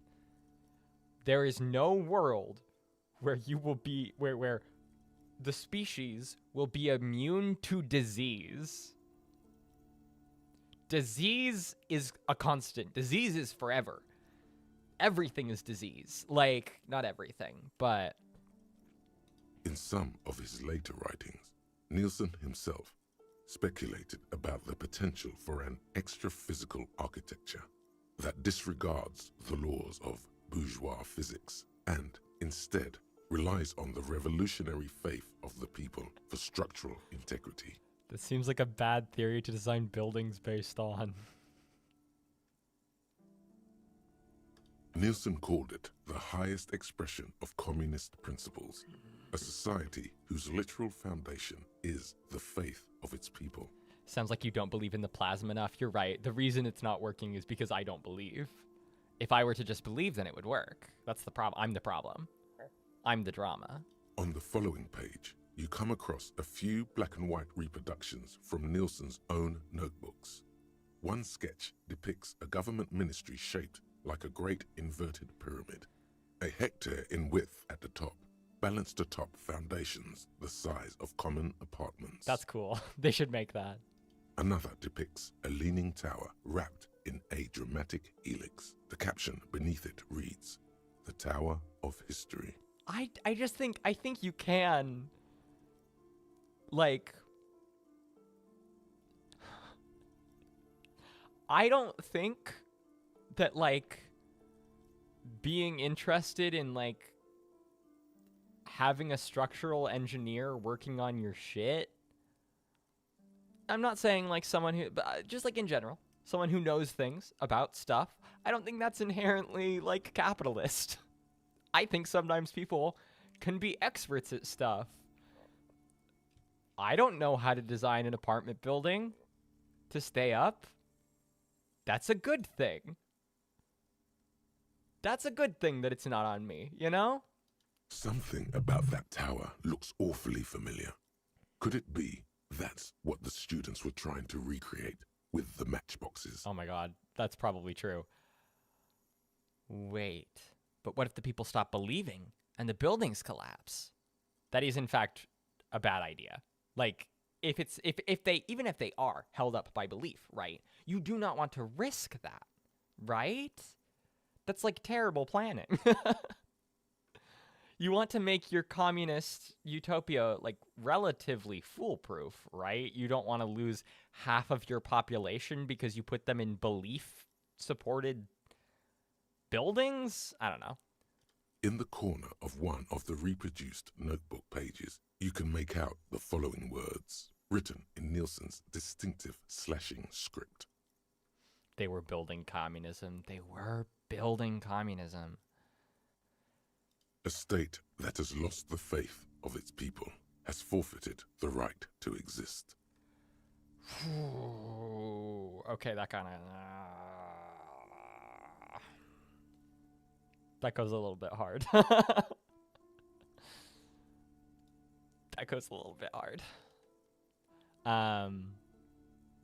I find the premise perhaps dubious, but it's a good fucking line.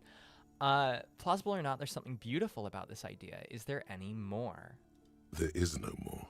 You've reached the outer theoretical limits of communism, and in less than 200 pages. Wow, I'm an expert. It only took me like 2 hours. If you'd like to read further, may we recommend a brief look at Occidental architecture? That doesn't seem relevant. Okay, we did it. We did it. We read the whole thing. Anything else to do about it? We do, yeah, return to the group, probably, I assume, tonight at 2200, right? Maybe they're there now. Make Van Eyck's Jam harder core. Yeah, I don't think we can do anything. Spirit is eternal. Oh, yeah, we're not doing that shit. What do we do? Have we tried the check with Titus? Or is it's closed, right? The check with Titus is closed? Yeah, it is. It is because we don't want to smoke. What the fuck are we to do? I love fuck the world on your jacket. Like, there's something kind of... Okay, hang on. This one is piss something. I do like the idea that it just says piss, though. That'd be funny. That's one brutal motor carriage. Oh, I'm not saying that on YouTube.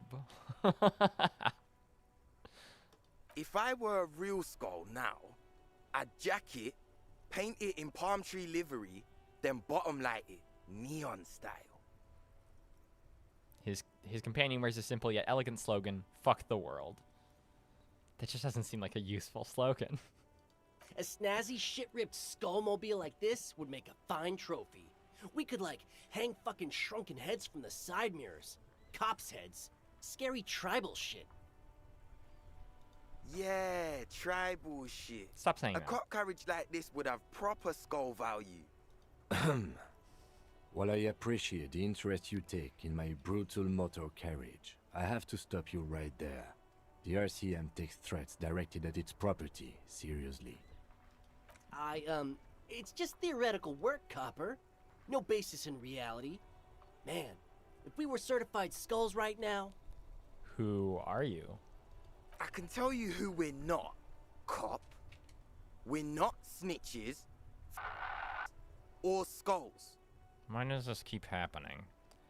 I think you have actually soft-locked your check with Titus. There's a bunch of things you can do to unlock it, the things that give it modifiers, but I think you've done them all. Oh, fuck.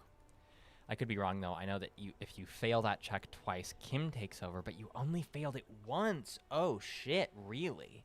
Ooh. Yeah, we might have fucked ourselves. If that's one of the only ways to, like, progress, we're gonna, like, do it at any, like, by any means necessary, I think. Unfortunately, I will do smokes. I will try other stuff, if that's our problem. Or we will, like, try to find out, like, if there's a thought cabinet we need to follow or something. Which is not to say that the skulls are bitches and... On the contrary. We should have checked out that fucking thought cabinet from Sona and done it while we read the communism book. Well, fuck. The part of this presentation you want to take home with you, cop man, is we're not part of the skulls yet. Who are the skulls? You don't know? What kind of cop are you? Of course I do. I'm just testing you, boys. The skulls are the most vicious gang of the Besmertne. The nastiest bunch of psychos ever. Jacking carriages and getting into high-speed chases. I love that their names are the slogans on their jackets. Possessing an infinite amount of fuck-all swagger, infamous for their non-verbal modus operandi. Non-verbal? If a skull spots you, he will pull out his dagger and stab you without saying a word. I was thinking they were like Oath of Silence motherfuckers, and it was like low-key a religious order. The lieutenant's voice is as calm as usual, a testament to the violence and death he's witnessed through the sight of his firearm. They usually occupy the burnt-out quarter in Jamrock, or you can find them loitering around their brightly painted bottom-lighted vehicles. I can't wait to become a skull. Bottom lights are wretched aggressive. Bottom lights in the year of our Lord 50-something is so silly. I like that. I like that some of this setting is a little bit 90s sometimes. It's really silly. It's like all of the youth are kind of from the 90s, except for Kuno. Skull's using inframaterialism for telepathy. Possible. Possible. Do you know anything about the murder that took place here? Murder? A man was hanged in the backyard of the Whirling Rags? Yeah, sure. We'll gladly tell you everything we know about it. It was a man. Whoa. Also, he was hanged. Anything else? He was hanged from a tree. Yeah, I mean, duh. Yeah, I shot him down. These punks don't know anything. Let's just move along. I googled it and everyone said you have to smoke. So I looked at the list of modifiers and I think you already have them all. Game expects you to try the check before exhausting all the related combos. Okay. I think we're going to have to do that then, unfortunately. We're going to have to break our vow of sobriety.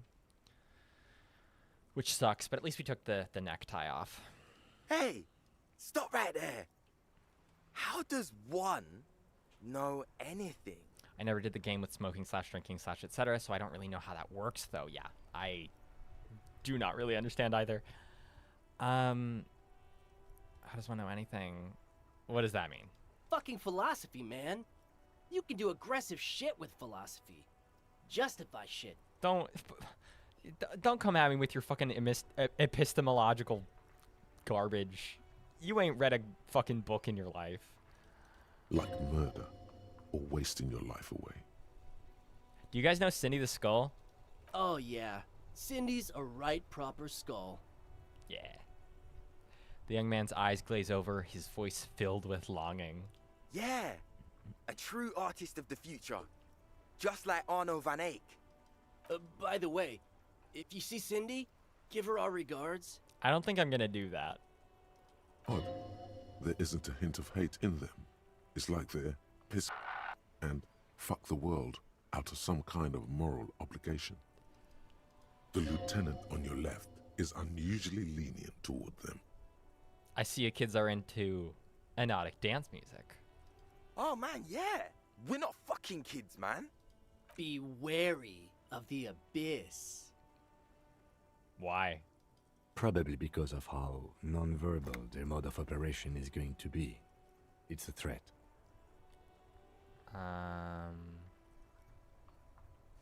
I just wanted to talk about music, and now there's conflict all of a sudden? It's too much. A threat? Good, I like those. But I don't. In fact, I dislike them so much I'm willing to drag you boys back to the station just to calm myself down. Kim. He's doing this because they threatened his car. Kim, stop. Stop with the cop shit. Hey, there's no need for that. We're just talking here.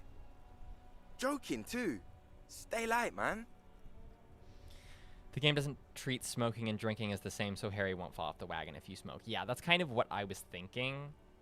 I mean, I have the find smokes and smoke them quest, but I'm a lot more worried about giving Harry, like, speed and booze and shit. Yeah. Didn't you cops, like, have some questions about skulls or some shit? Why aren't there more skulls in Martinez? The Union does their share of policing in Martinez, at least where gangs are concerned. That's why there isn't much organized crime around here. Apart from the unions themselves, of course. Lamau. Don't you worry about that. We're gonna make up for the deficit. Yeah, we are. Your rhetoric is confusing. Are you a part of the Skulls or not? We're not franchise skulls. Well, not yet. Not Once we get our name franchise. out there, we'll have a chance to join them. And what makes you think that the organization would accept you? Because we can be just as psycho and vicious. You'll see. But in a non-threatening and definitely legal way. They're so fucking dumb. Stop talking to cops. Ever. We'll fuck the system from the inside later. Just be cool now. The damage will be tenfold. Right on, fuck.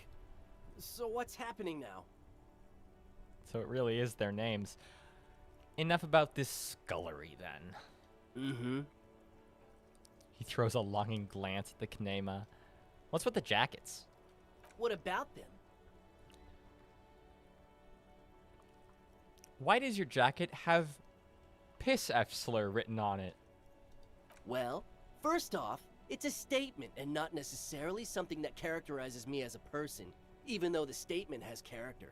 And I do like piss. Okay. I like not necessarily something that characterizes me as a person when it is this guy's name.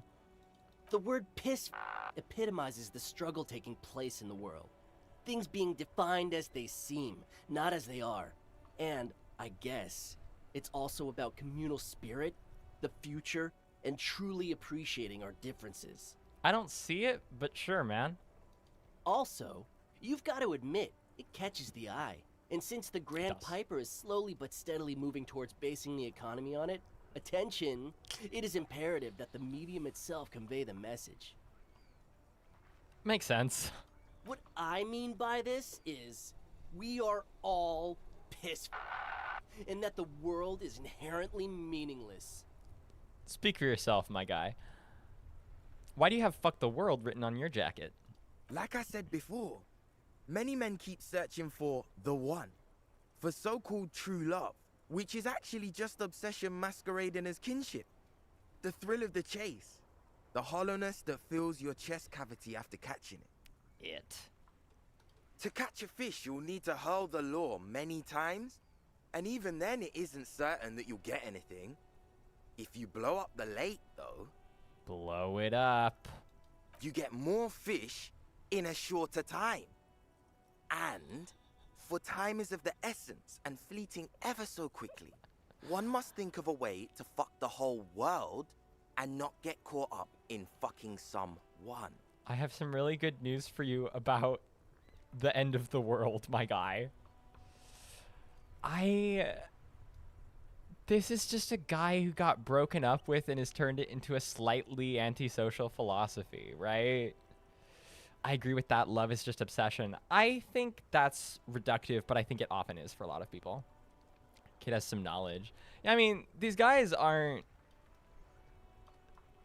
the worst.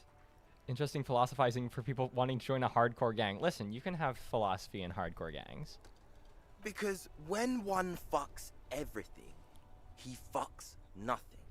And that, to me, feels glorious. Sticking your dick into the void. It's a philosophy that's a little phallocentric for my tastes, but okay, man. Is it a coincidence that here we have 2 badass jackets and 2 badass cops?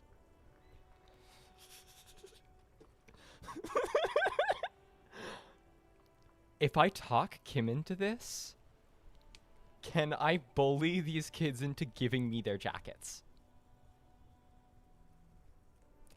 And should we do that? I don't know. I don't know. Should we do it? Should we try to do it? Should we do it? Hey, Kim. Yes? Do you think it's a coincidence?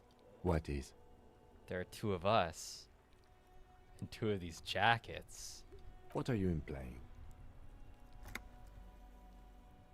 You know what I'm implying. No, I don't. What are you implying? Are you more of a piss F slur or a fuck the world kind of guy? I wish I could just say the word. Or a fuck the world kind of guy. Neither. Come on, Kim. It's just a mental exercise. Fine, if only to end this discussion. Theoretically, if I were a juvenile delinquent, if I were to already be down that path, I think piss is the stronger of the 2 statements. That word. Finally! Finally we have someone who fucking says the F slur in this game that can definitely do so. By my standards, you know. That works. I feel like more of a fuck the world kind of guy. Seems about right, especially considering your heroic exit attempts. True. So are we done here? Or you don't need us around for your secret whisper party, do you? Okay, we're gonna save the game. I'm not saying we're gonna save Scum that, and I'm being serious this time. I mean, what do you mean this time? But we are gonna save. It's Half-Light, right? Which I really don't think I have anything for, but Oh, plus, oh, -1 half-light. Okay. +1 Inland Empire, pain threshold. Oh, we never put this back on. No, go back. There we go. Okay. Ooh, +1 half-light. All right, putting this on. Oh, it's a jacket. Yeah. Cool dude. God, what a horrible outfit. +1 physical instrument, +2 logic. Okay. And then, do we have...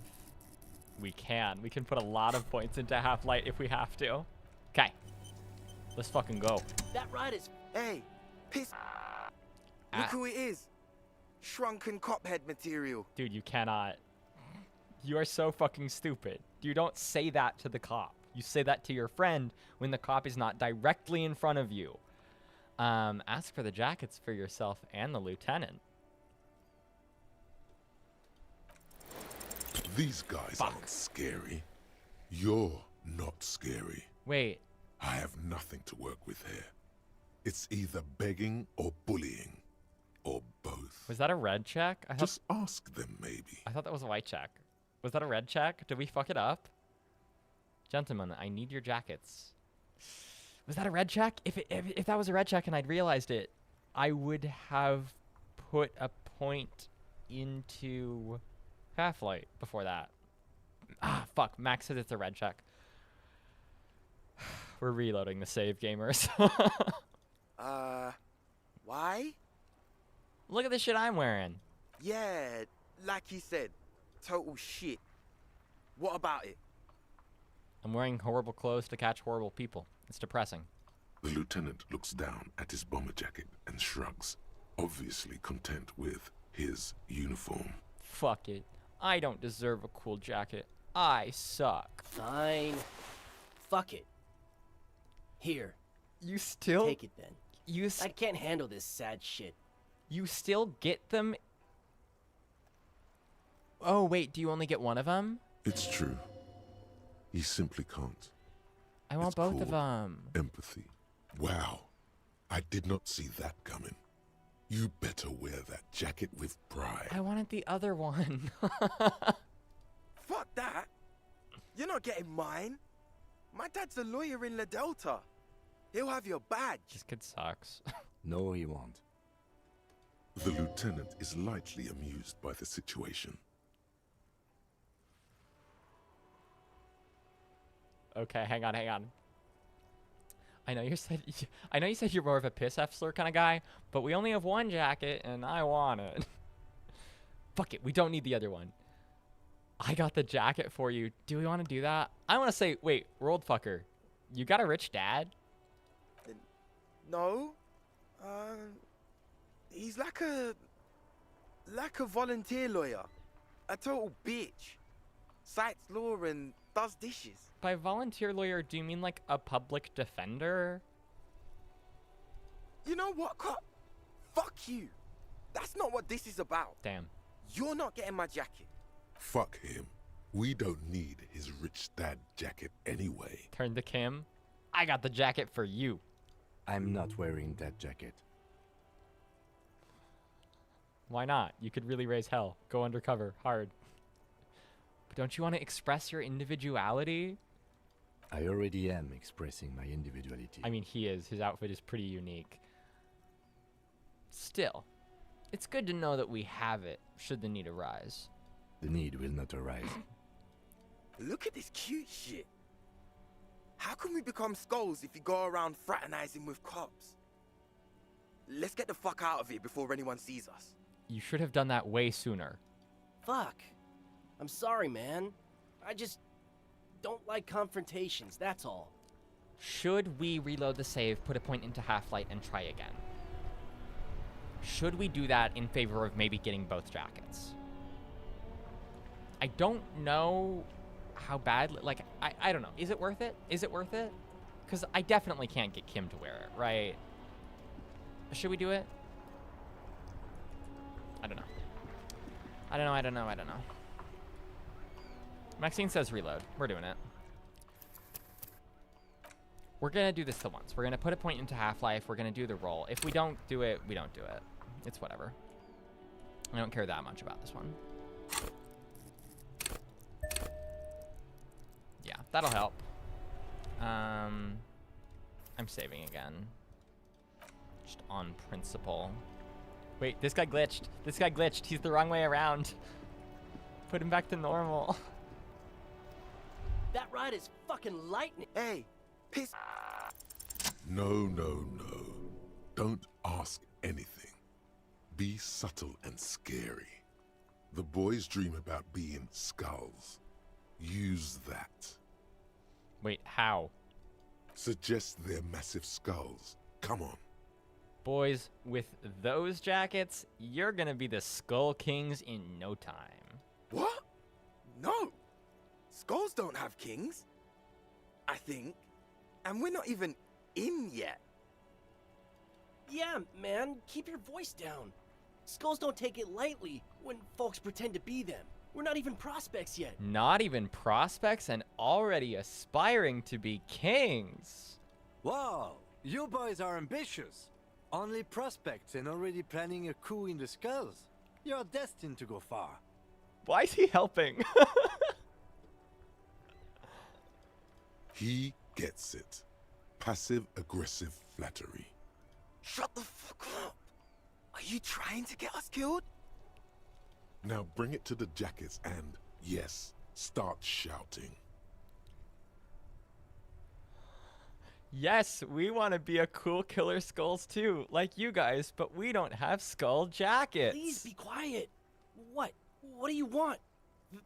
The jackets? You got it. No need for cruelty. You offer us your jackets like that? It'd be impolite to refuse. I don't want to choose the wrong one. Yes, the jackets. Oh, man. Okay. I get it. Skulls don't really wear slogans anyway. This was stupid. I feel a little bit bad. Fuck. Rock on, man. The lieutenant watches the boys take their jackets off with mild amusement.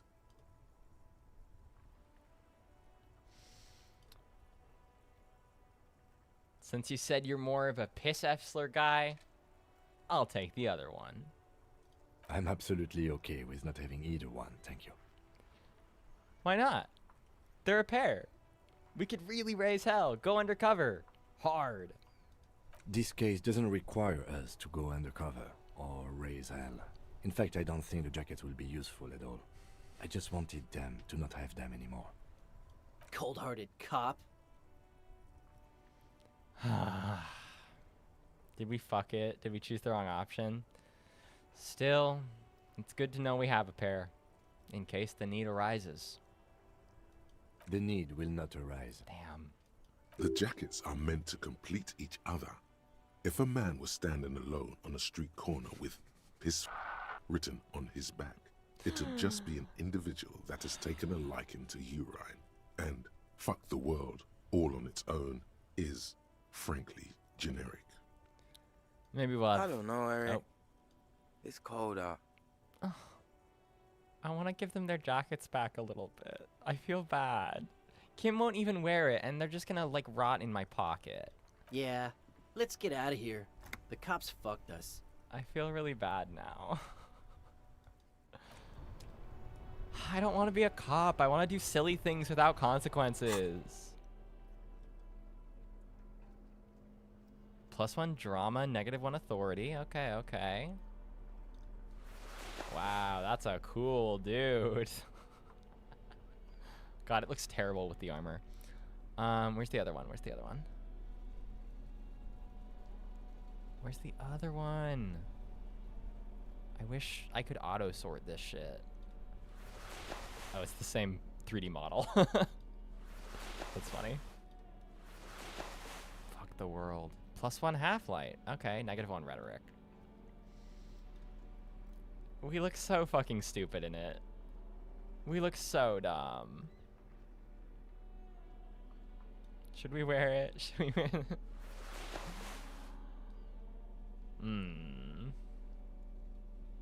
It looks great with the bolo tie. We should probably just put on our detective outfit, right? Right, since Kim isn't wearing the other one. I'll think about it. I'll think about it. All right. All right. I'm gonna finish playing soonish, but not quite yet. Whole story from Titus. Yeah. Where can we get smokes? Is that from the Frit? Is that where we should go to get cigarettes? Fucking racist lorry driver guy. Go in the Frit. Buy a pack of smokes. Is that from here?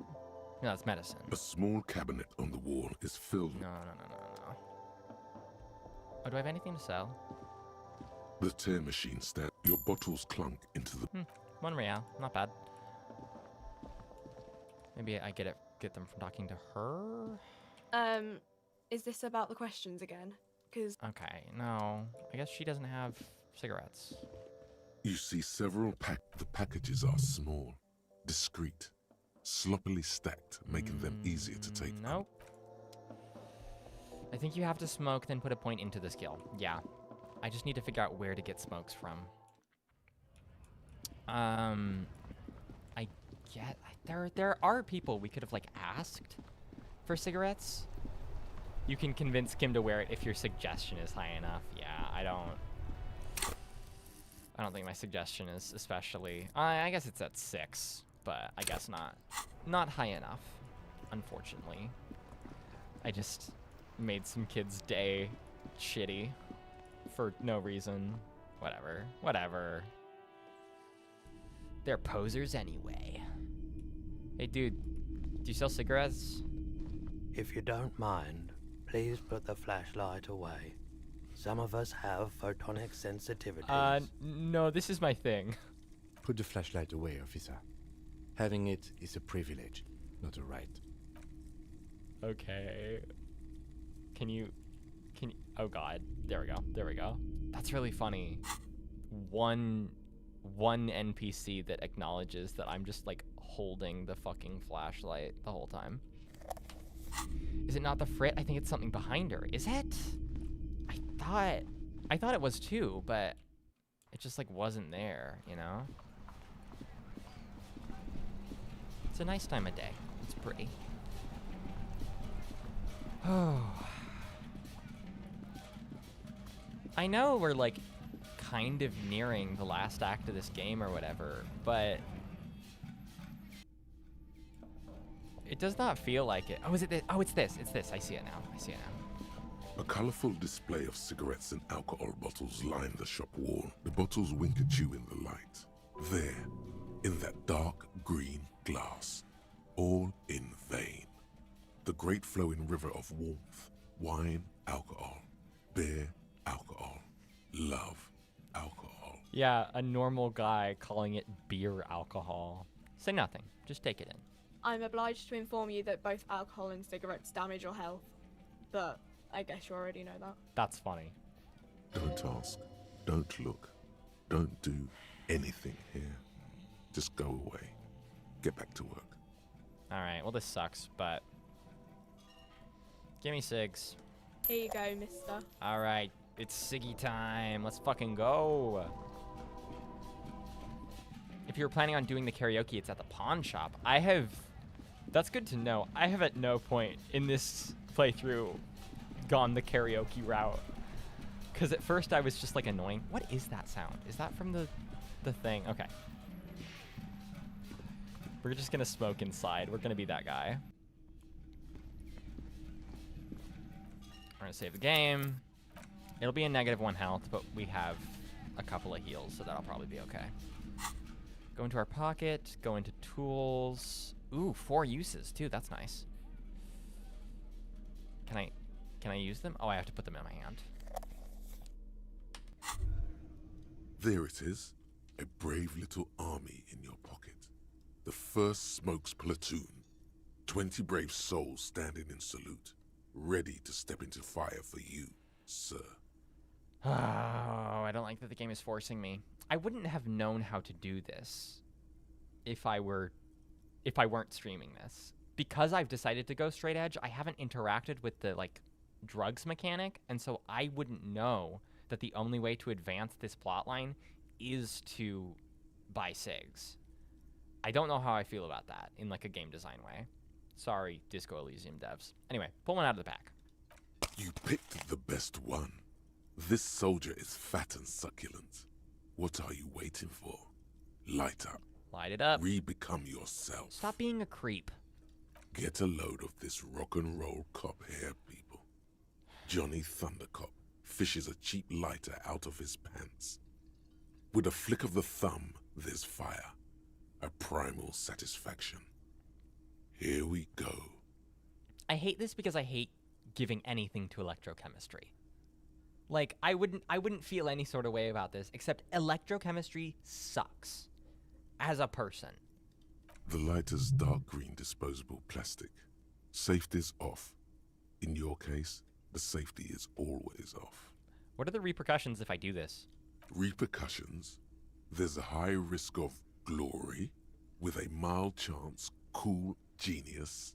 Smoking makes you into an intellectual. Everybody knows that. It will help you concentrate a bit. That much is true. It only lets you concentrate because you're in nicotine withdrawal. It only mitigates its own. Thank you, Volition. Blah, blah, blah. Boring. Light it up. I'm worried that this is going to change what happens in the game. I mean, obviously it will, but, like, I don't want to. I don't want to. I don't want to. Okay, get that bad boy in the flame and breathe in. I guess.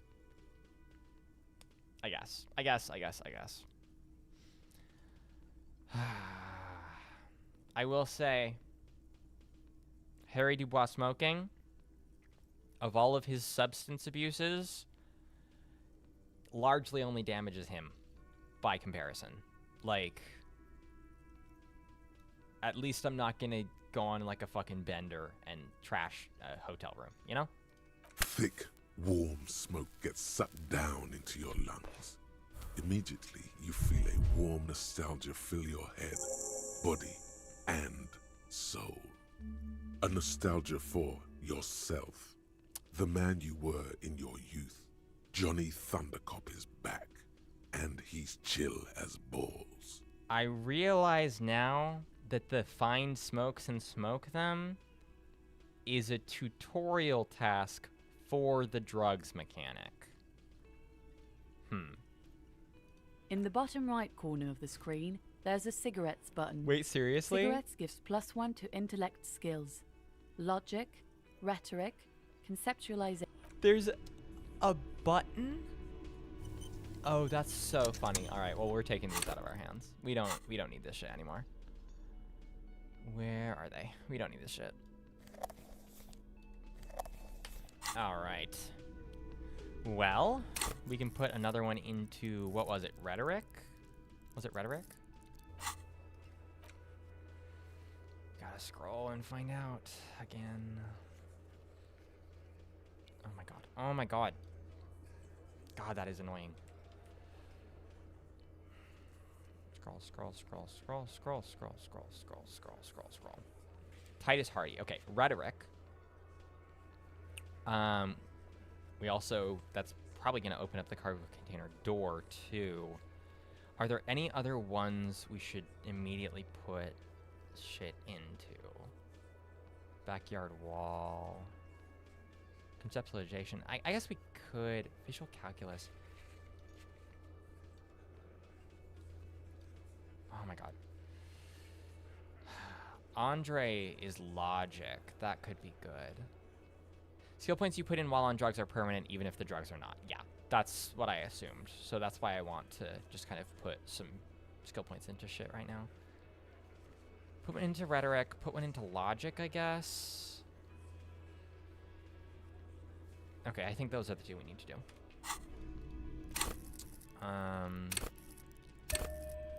Unfortunately, because I don't like these guys. Should we put one into conceptualization too, just for funsies? Just for funsies? Oh, thank you, Cindy the Skull. I appreciate that a lot.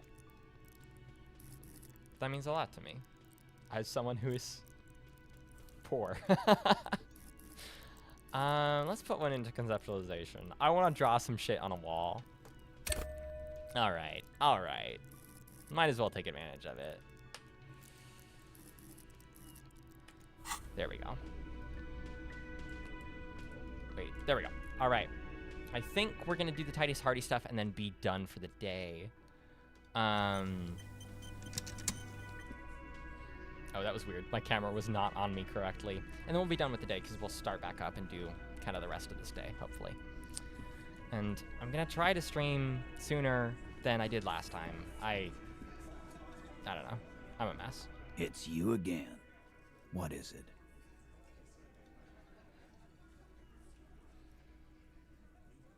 Okay. Rhetoric godly. I saved, right? I did save. I saved, right? We're just gonna assume it auto-saved.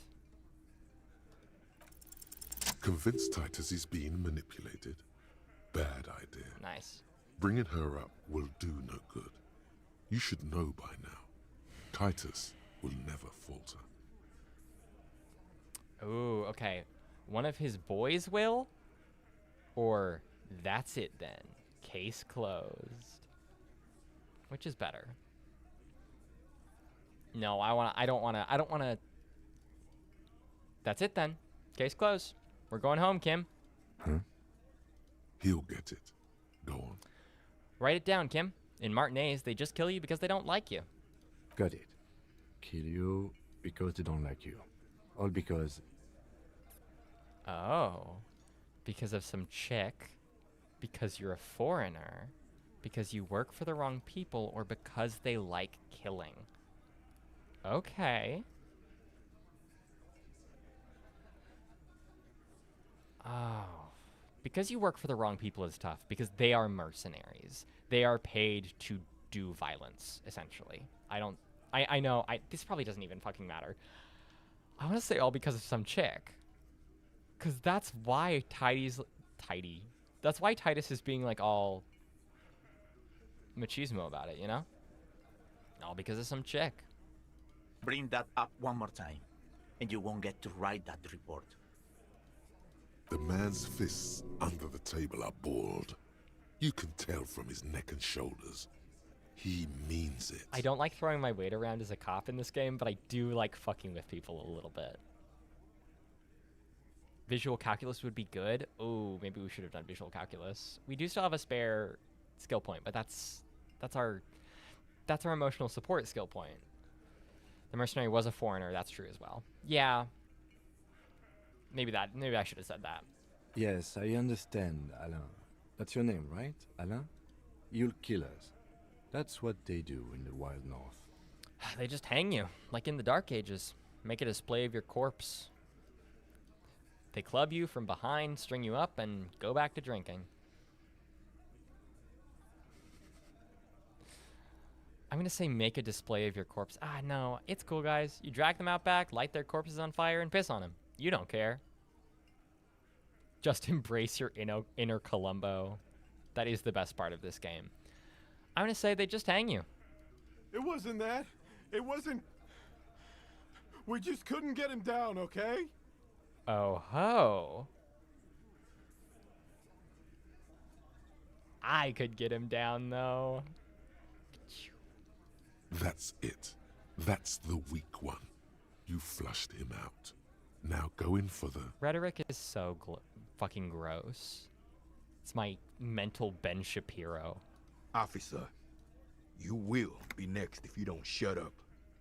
The old man reaches for his belt, but his voice is strangely calm. This is the first time I think we've pissed this guy off. He's onto you. He knows what you're trying to do. Steel yourself. Push on. Just ignore Theo. Or what? You're gonna kill me like you killed him? For no fucking reason? We didn't kill him. We didn't even hang him. He was dead when... Uh-huh. Uh-huh. Shut up, Angus. He was dead before you hanged him. Fatty! Say one more thing to the cops and I'll... What an asshole. Dennis, stand down, or I'll beat your head in. Theo, take your hand off the belt. This isn't 31. I've got this under control. No, you don't. Does he? His closed fist is shaking. It's you who's in control. Let them have their moment. Thank you, oh god of cigarettes, for helping me pass this check. The room falls quiet. So quiet you can hear Angus wheeze. Angie, where's your goddamn inhaler? You sound like you're dying. I left it home. I can't get it. I'm too fucked. I'm sorry. I'll go get it. Is he okay? Is this guy okay? Why are you so fucking fat, Angus? Now it's all pointless. Because of you. You wasted my time. I told you, Titus. I told you just give her up. Guys, don't... Why are you making it about Angus's weight? You guys are being assholes. Lizzie, your help is no longer needed here. Go tell Everard. Ew. Fine. I'll tell him. After a long walk along the coast. Fair. I bet her job is annoying. This is something only Johnny Thunder could pull off. The cool, cool, hard, and smoking copper. The god of cigarettes is satiated. Now smoke another. Doesn't sound like the god of smokes is satiated. Isn't Johnny Thunder the fucking Lego adventurer guy? What just happened between these two? You're in. He's all yours. Questions. That's all it took, is getting rid of the lawyer? God, that's terrible. That's terrible. Oh, that's not a good thing. That's not a good thing. Okay. I'm sorry we made you guys fight. Kim, we did it. I'm gonna say that. That's funny. The lieutenant gives a smile only you can see. I feel bad because I feel like we're doing cop shit this episode. Episode? Day? I guess day. Yeah. That's how this game is divvied up. I'm sorry I made you guys fight. Me too. So you didn't kill him. He was already dead. They weren't covering for Claudia, were they? Did Claudia kill him? Maybe Claudia killed him by accident. I don't know. He was already dead. He nods. You hanged the corpse to cover up the real cause of death. What was it? This is juicy. We're not sure. Probably a bullet. The wound was difficult to see. What? We missed that?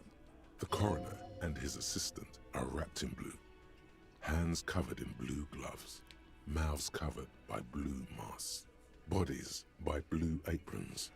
The coroner wipes his brow, scalpel still in his hand. Get the light. Shine it in his mouth. He tells his assistant. The coroner squats to better see the light illumines the darkness inside. Well, shit. Can't blame them for missing that. Get the saw, Alan. This just got fun. Ew. I see. I see. I'm surprised that was esprit de corps and not shivers. Cause the girls asked us to. They were in some shit. Girls plural. If you can find it. I don't think electrochemistry has a name for him. It's just you, which is so good for the voice of Vice. Forced into doing cop shit via the narrative. It is a little bit how this is going. But also I want to advance the plot. I want to play this game. I enjoy this game. Continue. Girls plural? There's another girl. That's what I said. 2 of them. Take note of this. They'll probably say more about her later. Did she kill him?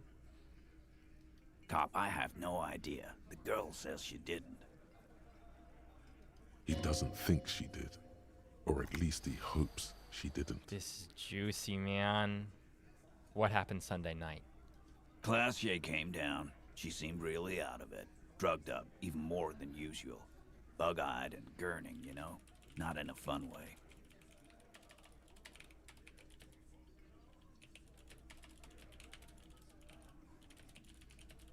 Sorry. Okay. It looked like she'd redosed after something went down. I've seen that look before. She was scared. I knew someone had died. How'd you know? I've done this job for 10 years. I've seen it before. It's the politician in the motel room with the dead hooker scenario. Only in reverse. You've seen that multiple times? Good analogy, boss.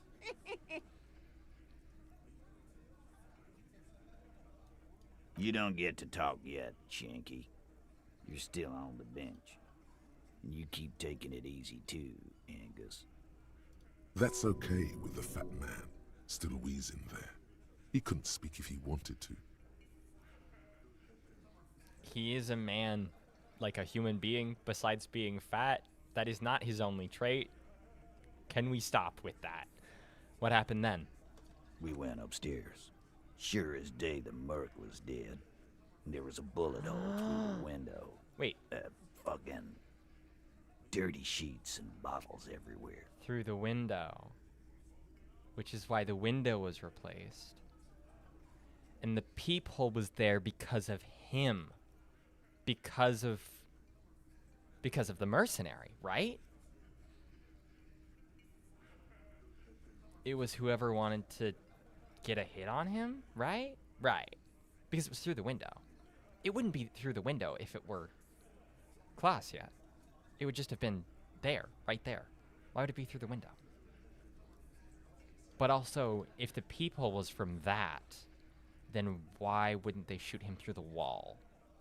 Maybe that's riskier? I don't know. Endurance is Harry's embodiment of fascism? Yeah, kinda. He means they'd been fucking? Well, yeah. Tibbs patched the window. And the corpse. We hanged. Who's Tibbs? The 8th Hardy? Nah, he's my brother. He's in the window replacement business. Oh, so he's the 2nd Hardy. Right now, he's grateful he hasn't gotten his brother into this mess. Ellie going full Columbi. I know you meant to type Columbo, but I like the idea that Columbi is like the adjective form of Columbo. If Klausya didn't kill him, why the cover-up? You may have noticed our girl's in some shit of her own. I didn't notice anything. What kind of shit are we talking about? That can't show up on police radar kind. There are people after her. From the old world. Where she came from. These people, who are they? They're powerful. Connected to the moral intern. She's clearly afraid for her life. Says if she showed up in your systems, she'd be ghosted away. Well, we're making sure that doesn't happen. And why would you help someone like that? By taking on a murder? Why would I? I guess we abide all sorts of runaways and losers here. It's a Martinez thing. Fair. So, who killed the Merc then? Any leads? Not yet. Just some ideas. She says the shot came from outside, behind the window somewhere. So that's a clue. Unless it was, he said behind the window. It could have been someone on the balcony, right? They could have come through the door, that one door, but that door hadn't been opened, right? When you get the fascist pitch, it's from endurance, the way rhetoric is for communism and empathy for moralism. I didn't know that. That's weird. That's weird. I didn't know that. I kind of assumed it was always rhetoric. Why is it rhetoric for communism? That's annoying. For me, empathy is communism.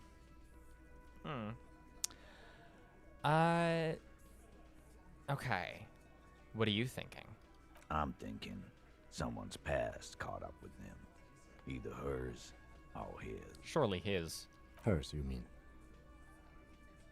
I mean the people after Klausya. Maybe the shot missed. Maybe it was meant for her. Why not take another shot then?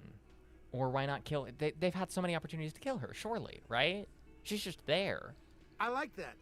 Been thinking the same thing myself. And you had ideas about his past too? My dude. One of those mercenary buddies of his could have done it. They got guns, training, years of bad blood, probably. Or it could have been someone else from Crenell. The reason empathy is related to moralism is because of Dolores Day, pretty sure. I mean, there are a lot of things you could make arguments about the choice to use empathy for that, you know. I think that says something about moralism in this game. Because they're saying commies are all talk. Listen. Are they wrong? Tell you what I'd do. Check out the coast for vantage points. Maybe consult with a ballistics buddy of mine. That's what I'd do. If I wasn't too busy doing this clown dance with you. Go right ahead. I'm barely bothering you. He's calm now, threw all that turmoil away, and became himself again. Whose idea was it to hang him anyway? Hers? In a manner of speaking. Remember the two girls? He may be talking about the other one. Earlier you said the girls asked for your help. Was this the other girl? That's right. It was her idea to hang him. I liked it for political reasons. It sent a good message. Is that...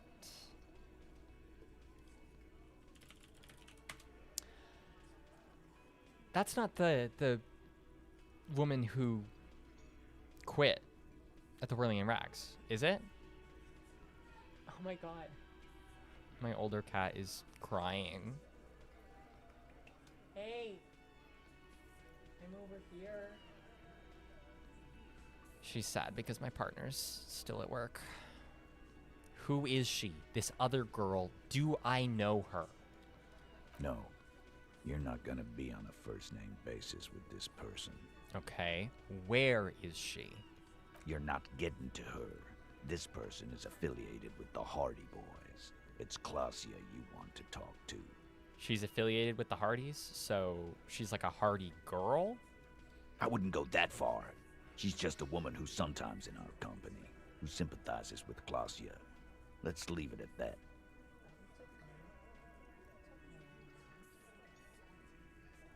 You know, actually, some of the guys have been talking, and, No. My answer is no, Glenn. We're Hardy Boys, and that's how it's gonna stay. Shut the fuck up, Titus. Thank you for this, Titus. I'll go talk to her for the last time. You do that.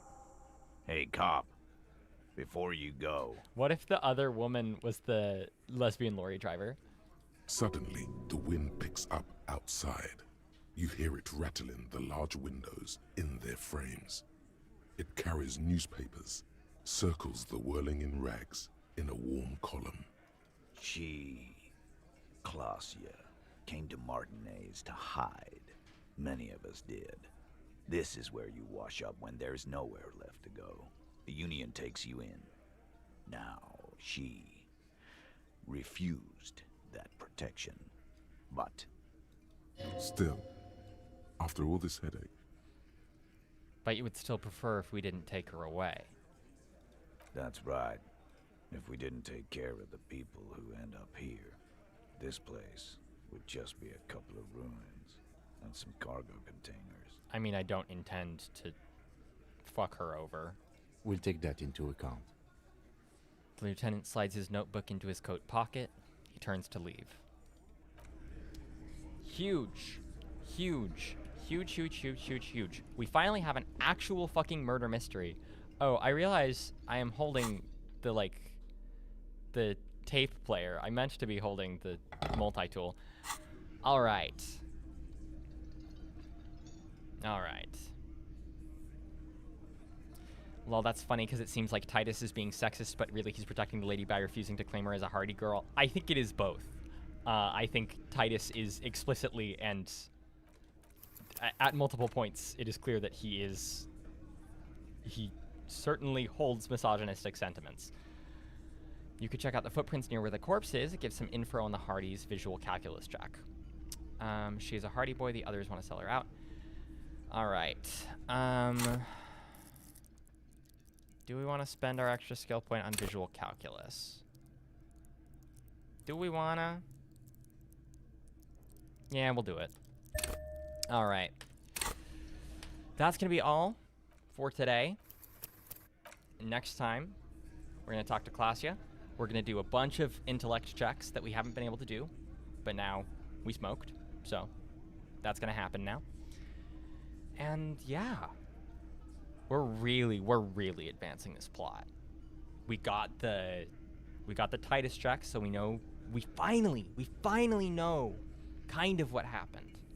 That's taken like 4 days since we got like new information that was true. Since the rhetoric is up, you could do the container. Yes, that's one of them. That's one of the plans. We're gonna do the container. We're gonna try the Andre logic check if that's still available, etc. I don't know. We'll look at the annoying scroll wheel list. Yeah, we'll do all that. There's so much to do. Oh, it's finally coming together, and coming together for real. I thought it was coming together the first time we like actually got Titus to talk, and then that was not actually true because we talked to Klasia, and then what Klasia said was not entirely true. And now I think we have something that's actually true, something that lines up with everything else we found out. So, people in chat are saying the container. No, next time. Container next time. Container.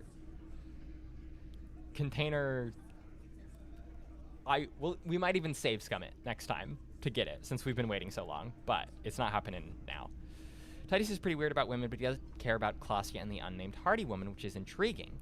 He really doesn't want you to know who she is. No, I mean, he's absolutely trying to cover for her, the other woman. Like, don't get me wrong.